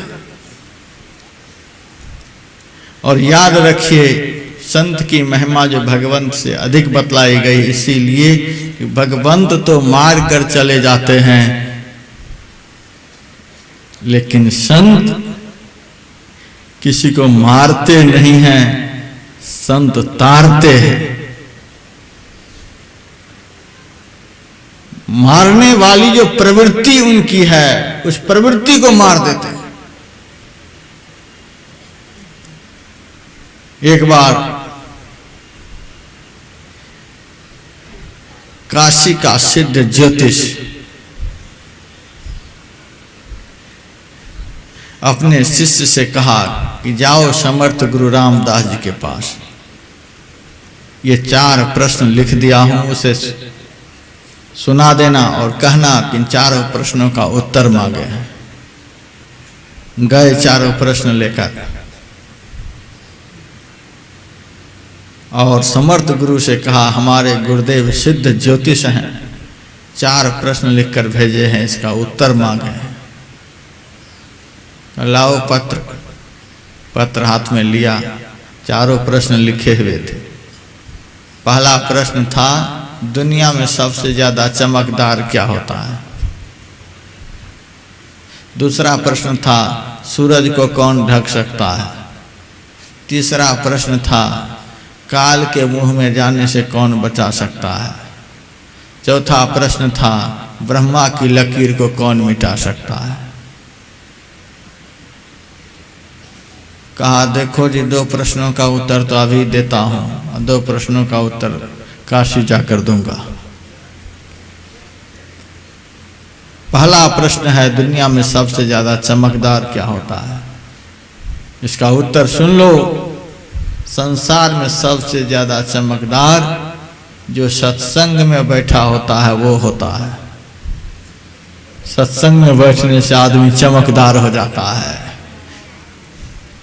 दुर्वासना की जो मलिनता मन के ऊपर है वह दुर्वासना की मलिनता सत्संग में खत्म हो जाती है। मनुष्य पवित्र और चमकदार हो जाता है। और सौर जगत में सूरज से बड़ा कोई भी नहीं। इस पृथ्वी से 13 लाख गुना बड़ा सूरज है। इसीलिए उस सूरज को कोई बादल ढक नहीं सकता। सौर जगत में सूरज से बड़ा कुछ भी नहीं होता, इसलिए सूरज को कोई नहीं ढक सकता। 2 प्रश्नों का उत्तर स्वयं जाकर के दूंगा। शिष्य चला गया। कुछ दिनों के बाद समर्थ गुरु आए, काशी पहुंचे। साथ में एक शिष्य था, उसका नाम था उद्धव। उनसे कहा आसन लगाओ गंगा जी के तट पर एक पेड़ के नीचे। आसन लगाया, रात भर भजन किया। सवेरा होते ही नित्य नैमित्तिक कार्यों से निवृत्त होकर समर्थ गुरु ने शिष्य से कहा जाओ काशी नगरी से भिक्षा लेकर के आओ। भिक्षा लेने को गए। संयोग से सिद्ध ज्योतिष के दरवाजे पर भी गए। सिद्ध ज्योतिष समर्थ गुरु के शिष्य को अपने दरवाजे पर समर्थ गुरु की जय जयकार सुनकर कुपित हो गए और श्राप दे दिया कि 4 बजे सुबह होते होते तू समाप्त हो जाएगा, खत्म हो जाएगा।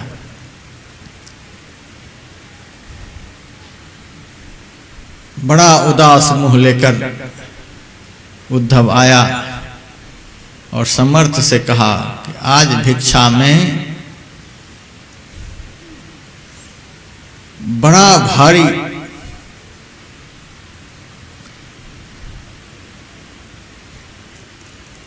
सांप लेकर के आया हूं। अच्छा सांप लेकर आए? क्या सांप लेकर आए? सिद्ध ज्योतिष ने कहा है 4 बजे होते होते खत्म हो जाओगे। समर्थ गुरु ने कहा भगवंत के राजत्व काल में पिता के रहते पुत्र मर जाते थे, लेकिन यह संत का राजत्व काल है, इसीलिए संत के सामने पुत्र मर नहीं सकता। यही बात गुरुदेव ने भी एक बार कही थी। पूज्यपात महर्षि शमसेवी परमहंस जी महाराज की आयु पूरी हो चुकी थी। उनको लेने के लिए काल आ गया था। काला कौआ के रूप में गुरुदेव के पलंग के नीचे वह बैठा हुआ था। गुरुदेव अपने आप बोल रहे थे राम के राज्यकाल में पिता के रहते पुत्र मर गया था, लेकिन यह महर्षि मेही का राज्य है। मेही के राजत्व काल में पिता के रहते पुत्र नहीं मरेगा। और उसी समय काला कौआ पलंग के नीचे से भागा और उड़ गया। बहुत वर्षों तक पूज्यपात शरीर में रहे। कहा घबराने की कोई बात नहीं। सायंकाल हुआ, संध्या किए और समर्थ गुरु लेट गए। कहा तू मेरे चरणों को दबाते रहना, चरण को छोड़ना नहीं। काल, यमराज, मौत, विकार उसी को पकड़ते हैं जो संत के चरणों को पकड़े हुए नहीं है। जो दुनिया को पकड़े हुए हैं उन्हीं को ये सब पकड़ते हैं। लोग कहते हैं महाराज भजन में विकार बहुत सताता है, तो पाप बहुत सताता है, ये सताता है, परिवार सताता है, वो सताता है। ये तब तक सताते रहेंगे जब तक कि संत के चरणों को आप नहीं पकड़े रहेंगे। इस चरण को छोड़ करके जो इधर उधर डोलते रहते हैं, दुनिया को पकड़े हुए होते हैं, उनको ये सब पकड़ते हैं, उनको ये सब सताते हैं। चरणों को दबाते रहो, छोड़ना नहीं, और बीच में मुझे जगाना नहीं। सिद्ध ज्योतिष को काली यक्षिणी सिद्ध थी। काली यक्षिणी को सिद्ध ज्योतिष ने आदेश दिया, जाओ और समर्थ गुरु का शिष्य जो उद्धव है उसे मार डालो। काली यक्षिणी आंधी तूफान को लेकर उस जंगल में पहुंची। बड़े बड़े पेड़ टूट टूट कर गिरने लगे। उद्धव घबरा कर समर्थ गुरु से कहता है, गुरुदेव गुरुदेव जगिए जगिए, देखिए कितनी जोरों की आंधी चल रही है, बड़े बड़े पेड़ टूट टूट कर गिर रहे हैं। समर्थ गुरु ने कहा, मूर्ख क्यों जगा दिया, बड़े बड़े पेड़ टूट कर गिर रहे हैं, लेकिन जिस पेड़ के नीचे मैं लेटा हुआ हूँ, इस पेड़ का एक पत्ता भी टूटा है? नहीं टूटा है। तब क्यों जगाया? अब नहीं जगा। फिर थोड़ी देर के बाद बहुत जोरों की बारिश होने लग गई, बिजली गिरने लग गई, ओले पड़ने लग गए। फिर जगा दिया, गुरुदेव गुरुदेव जगिए, वज्रपात हो रहे हैं, जल के तीव्र प्रवाह से सारा वन आप्लावित हो रखा है, गुरुदेव जगिए। समर्थ गुरु ने कहा, वज्रपात हो रहे हैं, जल बरस रहे हैं, लेकिन जिस पेड़ के नीचे मैं लेटा हुआ हूँ, उस पेड़ के नीचे एक बूंद भी गिर रही है। एक बूंद भी नहीं गिर रही। तब क्यों जगाया? अब नहीं जगाना। चरण दबाते रहो। चरण को दबाता रहा। फिर काली यक्षिणी अब उद्धव की मां बनकर वहां पर आई और दूर से ही कहती है, बेटा उद्धव, मैं तुम्हारे लिए फल लेकर के आई हूं, ये फल लेकर के आई हूं, तू ले जा। उद्धव ने कहा, अब लेने के लिए मैं नहीं जाऊंगा, देना है तो यहां आकर के दे दो। कहा, मैं सती नारी हूं, मैं कैसे पर पुरुष के पास जा सकती? उद्धव ने कहा, संत का अवतार समाज के सतीत्व को लूटने के लिए नहीं होता है, संत का अवतार समाज के सतीत्व को बढ़ाने के लिए होता है। यदि संत की शरण में तू नहीं आ सकती तो मैं भी तुम्हारे पास नहीं जा सकता। ऐसे मां से मेरा कोई संबंध नहीं। काली यक्षिणी भयभीत होकर वहां से भाग गई। सिद्ध ज्योतिष से जाकर कह देती, यदि मैं वहां आज चली जाती तो मैं भस्म हो जाती। ऐसे पवित्र संत के पास आपने भेज दिया।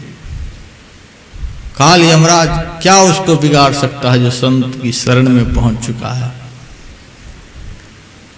अब तो घबराया सिद्ध ज्योतिष, अब क्या होगा? इतने बड़े संत के साथ मैंने अपराध किया। भीतर ही भीतर घुट रहा था। तब तक बज गया 5। समर्थ गुरु कहते हैं, कितना बजा? उस समय के साधु संत ब्रह्मचारी हाथ में घड़ी नहीं पहनते थे, नक्षत्र के द्वारा समय का ज्ञान करते थे। कहा, गुरुदेव लगता है कि 5 बज गया। अरे सिद्ध ज्योतिष ने कहा था 4 बजे खत्म हो जाएगा, 5 कैसे बज गया? गुरुदेव आपकी कृपा से। कहा, घबराने की कोई बात नहीं, अब जाओ स्नान करो और फिर उसी के घर से भिक्षा ले आओ। स्नान किया और वहीं भेज दिया। गए, जय जय समर्थ श्री रघुवीर की। देखा सिद्ध ज्योतिष, कहो वही आया है। हृदय से लगा लिया और कहा, उद्धव मैंने बहुत बड़ा अपराध किया, क्या तुम्हारे गुरुदेव मुझे क्षमा करेंगे? उद्धव ने कहा, यही एक दरबार है जिस दरबार में दंड नहीं होता है। दंड रहित दरबार संत का होता है।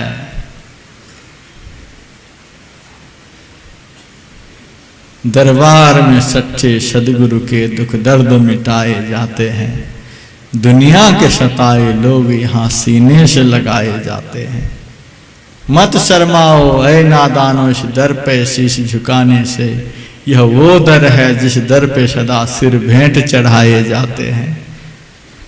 यह दंड रहित दरबार है, चलो उस दरबार में। क्षमा ही क्षमा है। कहीं तलवार है तो कहीं बर्छी, तो कहीं त्रिशूल, तो कहीं गदा। ये सब हथियार क्यों हैं? पूजा भी लेते हैं, पूजा में थोड़ा सा गड़बड़ होता है तो खतरा भी पैदा करते हैं। पूजा में थोड़ा भी उलट फेर हो जाए, अक्षत की जगह पर चंदन चढ़ जाए तो कुछ ना कुछ पूजन में खड़मंगल जरूर होगा। देखते हैं तलवार है, बर्छी है, कुछ ना कुछ जरूर चलेगा। लेकिन संत के हाथ में कुछ है, देखते हैं। दंड रहित दरबार।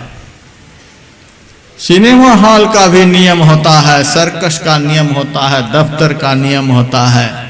लेकिन सत्संग में देखते हैं, कोई स्तुति के समय आ रहे हैं, कोई स्तुति के बाद आ रहे हैं, कोई प्रवचन के समय आ रहे हैं, कोई बीच में आ रहे हैं, कोई लास्ट में आ रहे हैं, कोई आरती तक आएंगे, कोई भोजन के समय भी पधारेंगे। फिर भी गुरु महाराज कुछ नहीं कहेंगे, कुछ दे करके ही भेजेंगे। ये दंड रहित दरबार है। यहाँ तो दंड मिलता ही नहीं, किसी भी तरह से यहाँ आ जाए, द्वार खुला हुआ है। दरबार हजारों देखे हैं पर ऐसा कोई दरबार नहीं, ऐसा यह दरबार है। आज हम गवा देंगे एक भजन बिंदु कवि जी का। यहाँ तो कृपा ही कृपा बरसती है। कृपा की न होती आदत तुम्हारी, तो सुनी रहती अदालत तुम्हारी। हम लोगों को अपराध करने की आदत पड़ गई है। लाख उपदेश सुनाने पर भी निरंतर अपराध करते ही रहते हैं। लेकिन गुरु महाराज को कृपा करने की आदत पड़ गई है। ये कृपा किए बिना जी नहीं सकते, रह नहीं सकते। किसी भी तरह से आ जाए, यहाँ तो क्षमा बरसती है। आ जाए, चलो गुरुदेव की शरण में। सिद्ध ज्योतिष आया, चरणों में लिपट गया कि महाराज मैंने बहुत बड़ा अपराध किया।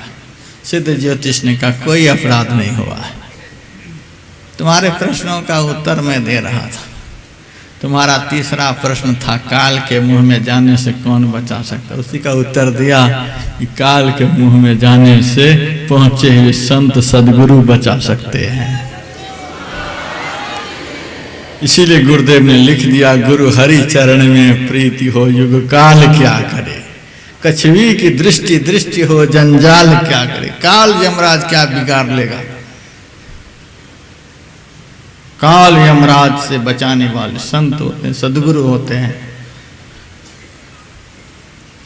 पूज्यपाद हुजूर सुनाते थे, एक बार गुरुदेव की शरण में एक माई आई और कहती है कि महाराज हमारी बहू जो है, बच्चे तो होते हैं लेकिन मरे हुए बच्चे पैदा होते, 6 बच्चे हो गए सरकार, एक भी बचते नहीं। गुरुदेव ने कहा अब नहीं मरेगा, जाओ, कह दिया। फिर भी बच्चा पैदा लिया तो मरा हुआ ही पैदा लिया। नर्स सब कहने के लिए बुढ़िया से आई, इस बार भी बच्चा खत्म ही पैदा लिया है। कहा ऐसा हो नहीं सकता। गुरुदेव बोले उस मरे हुए बच्चे को ले आओ।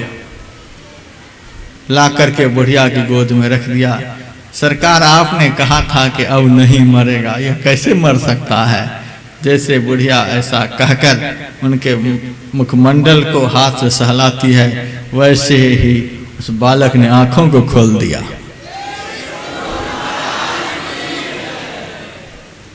आज वह आदमी जीवित है, ये कहानी नहीं सुना रहा, जीवित है वह आदमी। काल के मुंह में जाने से संत बचा सकते, सदगुरु बचा सकते, लेकिन उस जीव को बचाते हैं जो संत के चरण को नहीं छोड़ते। हम तो दुनिया के हाथों में अपने को बेच रखा है, क्यों नहीं जाएंगे काल के मुंह में। मीरा कहती है, मैं तो गिरधर के घर जाऊं, गिरधर मारो साचो प्रीतम देखत रूप लुभाऊं,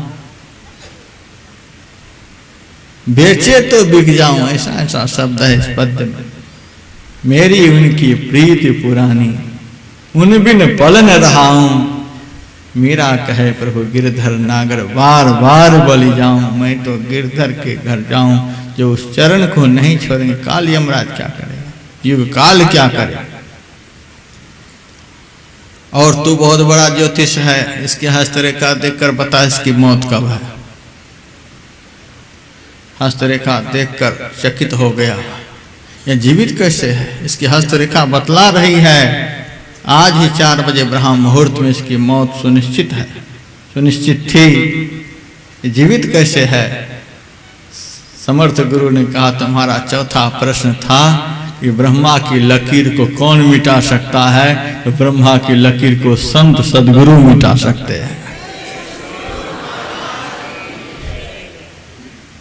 मुहर के अक्षर सारे उल्टे उल्टे होते हैं, लेकिन कागज पर चिपकाए जाते हैं तो सारे अक्षर सीधे हो जाते हैं। उसी तरह से उल्टे उल्टे भाग को लेकर भी जो इस सभा में आए हुए हैं, यहां से अपने भाग को सीधे करके जाएंगे।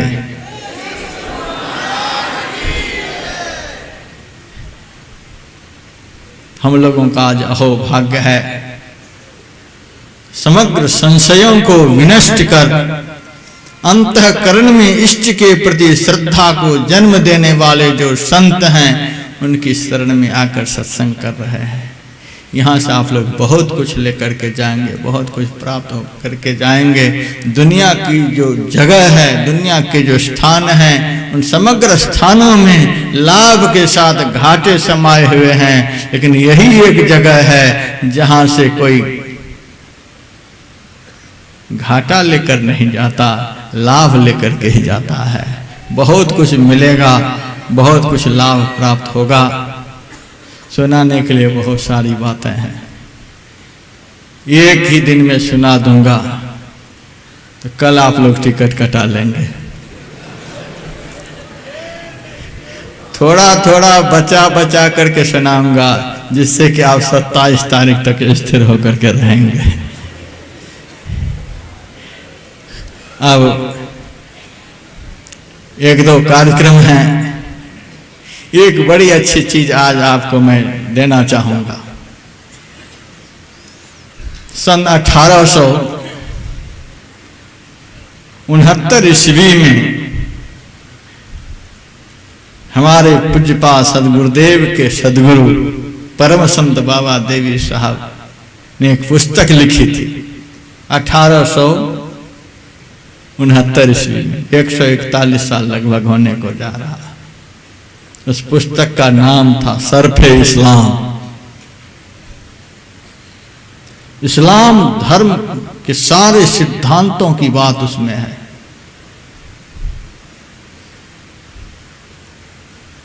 किसी भी इस्लाम धर्मियों को अपने इस्लाम धर्म को यदि समझने की इच्छा हो तो इस पुस्तक को पढ़कर देखे।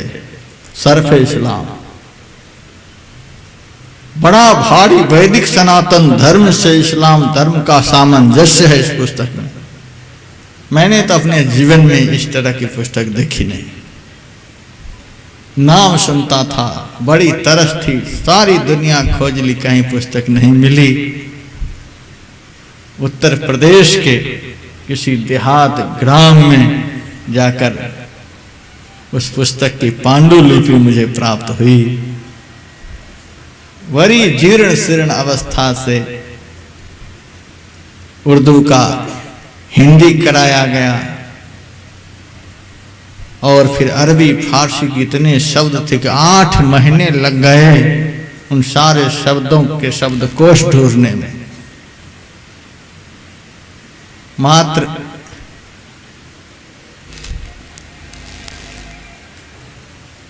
लगभग 144-45 पृष्ठ की पुस्तक है। उसमें 2 लेख अलग से मैंने जोड़ दिए हैं। इस्लाम धर्म के प्रसिद्ध मौलाना के, इस्लाम धर्म में होते हुए भी वो इस्लाम के खिलाफ नहीं गए, इस्लाम को अच्छी तरह से उन्होंने समझा। और परम संत बाबा साहब ने इस्लाम धर्मियों को वैदिक सनातन धर्म को समझाया है। तुम अपने को हम लोगों से कैसे अलग मानते हो। बहुत दुर्लभ पुस्तक, बहुत लोग देखे भी नहीं होंगे, शायद कोई नहीं देखे होंगे। सर्फ इस्लाम, मुरादाबाद में गुरुदेव रहे, लेकिन वहाँ के लोग भी शायद इस पुस्तक को अब तक नहीं देखे होंगे। लेकिन बहुत प्रयास किया गया। 108 साल के बाद तो बाल का आदि और उत्तर का अंत, जो पुस्तक बाबा साहब की लुप्त हो गई थी, उसको प्रकाशित कराया गया। 141 साल के बाद इस पुस्तक को आज मैं आप लोगों को दिखाऊंगा। सर्फ इस्लाम।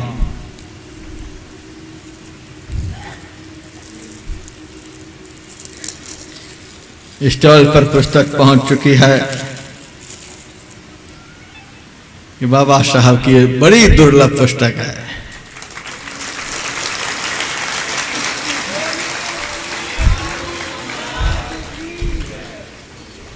आप लोगों की श्रद्धा बने तो एक एक प्रति देखेंगे, लेकिन जिनका दिल दिमाग बहुत पुख्ता होगा वही इसको समझ पाएंगे। कमजोर दिमाग वाले तो समझ नहीं पाएंगे। बहुत गंभीर ज्ञान है इसके अंदर। और एक गुरुदेव की तस्वीर है।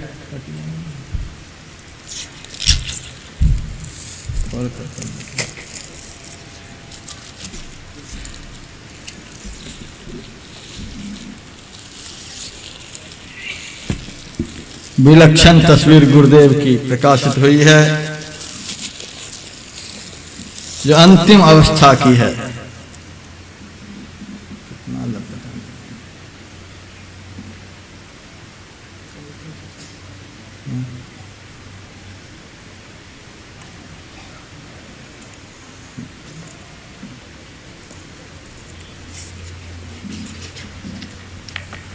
बिल्कुल गुरुदेव की अंतिम अवस्था की तस्वीर है।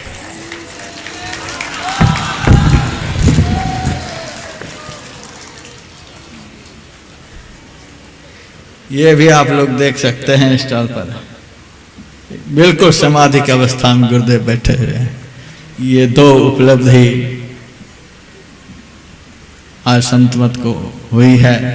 आप लोग इसे ग्रहण करेंगे।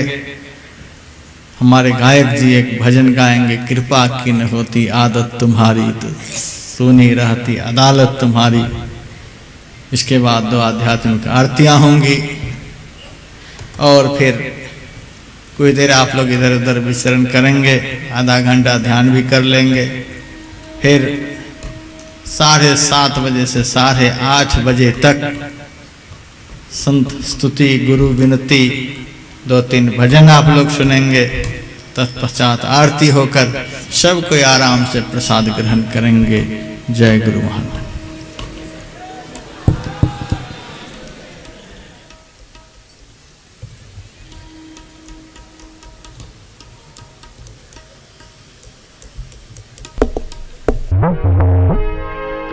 जो आदत तुम्हारी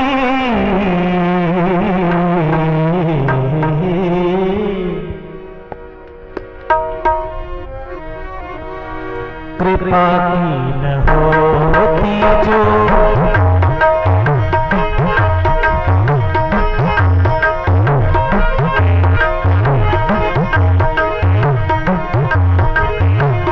कृपा की न होती, जो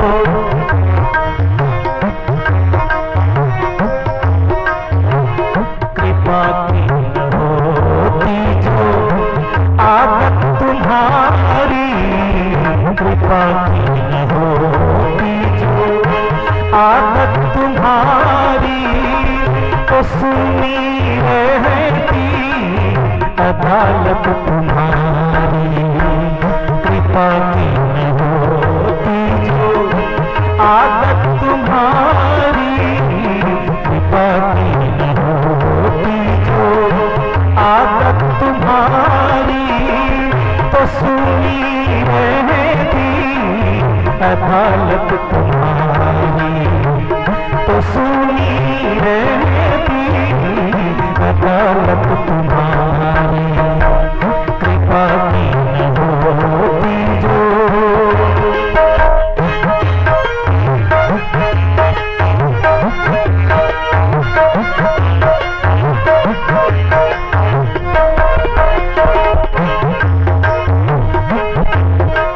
शब्दों की ओर ध्यान दें।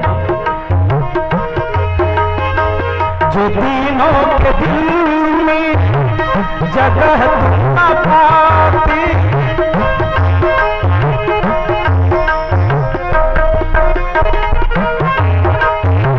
जो दिनों के दिल में जगह न पाती, तो किस दिल में होती हिफाजत तुम्हारी। जो दिनों के दिल में जगह न पाती, तो किस दिल में होती हिफाजत तुम्हारी। कृपा की न होती तो आदत तुम्हारी, कृपा की न होती जो, आदत तुम्हारी तो सुनी रहती, अदालत तुम्हारी तो सुनी रहती, अदालत तुम्हारी कृपा की न होती जो।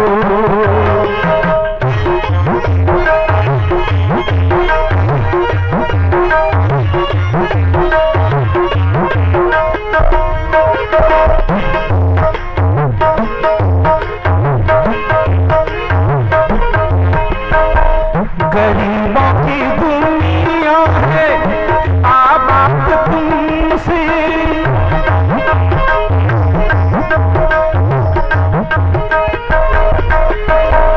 गरीबों की दुनिया है आबाद तुमसे, गरीबों से है बादशाहत तुम्हारी।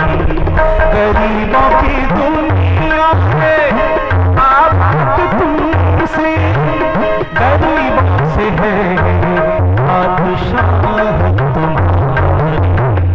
कृपा की न होती जो, आदत तुम्हारी कृपा की न होती जो, आदत तुम्हारी तो सुनी रहती, अदालत तुम्हारी तो सुनी रहती, अदालत तुम्हारी कृपा की न होती जो।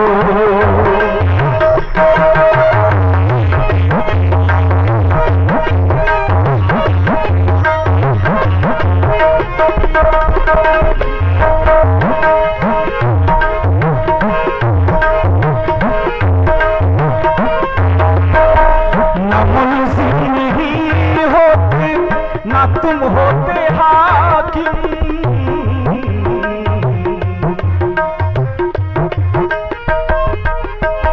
न मुल्ज़िम ही होते न तुम होते हाकिम, न घर घर में होती इबादत तुम्हारी।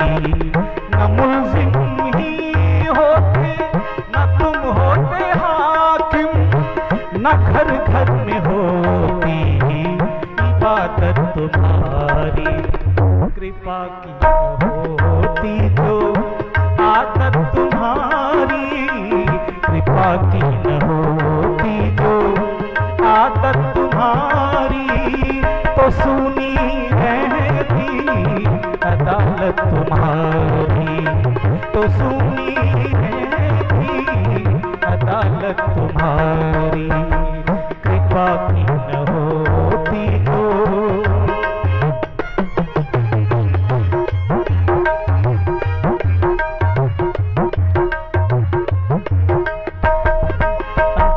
दोबारा प्रस्तुत कर रहा हूं।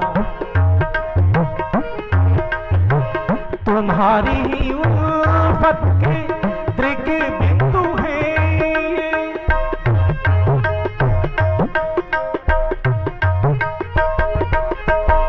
तुम्हारी ही उल्फत के दृग बिंदु हैं यह, तुम्हें सौंपते हैं अमानत तुम्हारी।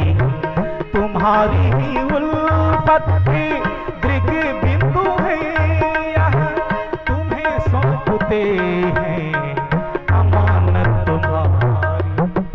कृपा की न होती जो आदत तुम्हारी, कृपा की न होती जो आदत तुम्हारी, तो सुनी रहती अदालत तुम्हारी, तो सुनी रहती अदालत तुम्हारी। कृपा की न होती जो आदत तुम्हारी, तो सुनी रहती अदालत तुम्हारी, तो सुनी रहती अदालत तुम्हारी, तो सुनी रहती अदालत तुम्हारी।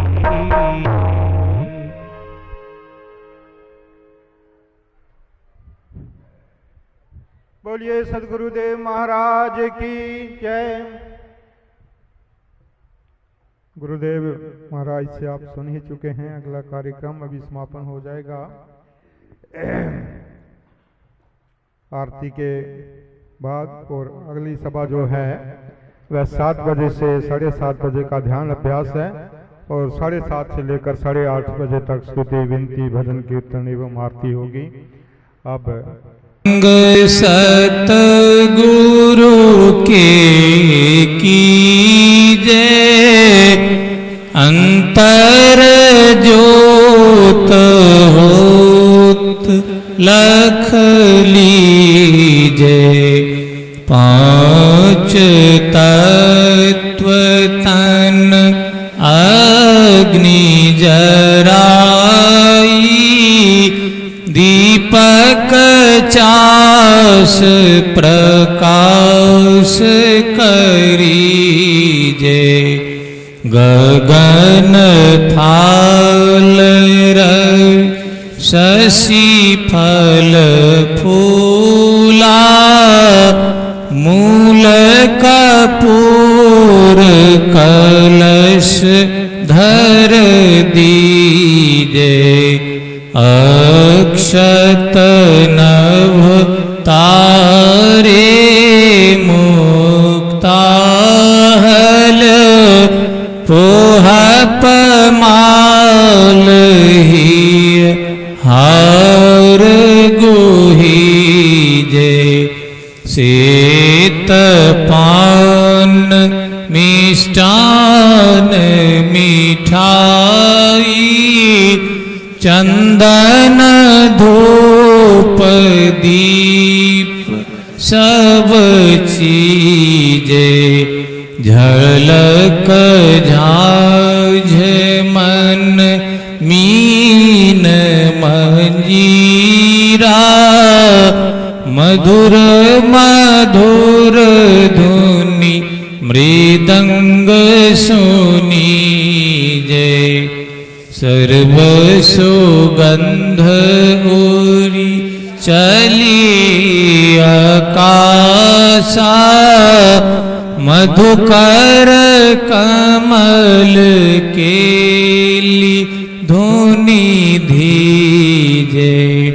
निर्मल ज्योत जरत घट माही, देखत दृष्टि दोष सब छीजे। अधर धार अमृत वही आवे, सतमत द्वार अमर रस भीजे। पी पी होय सो सूरत मतवाली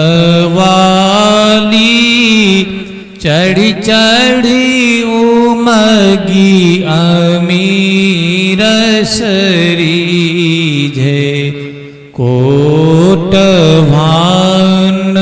छवि तेज उजाली अलख पार लखी लाग लगी जय छिन छिन सूरत अधर पर राखे गुरु प्रसाद अगम रस पीजे दमकत करक करक गुरु धामा उलटिया लल तुलसी तन तीजे आरती तन मंदिर में कीजे दृष्टि युगल कर सन्मुख दीजे चमके बिंदु सूक्ष्म अति उज्ज्वल ब्रह्म ज्योति अनुपम लख लीजे जगमग जगमग रूप ब्रह्मांडा निरखी निरखी ज्योति तज दीजे शब्द सूरत अभ्यास सरलतर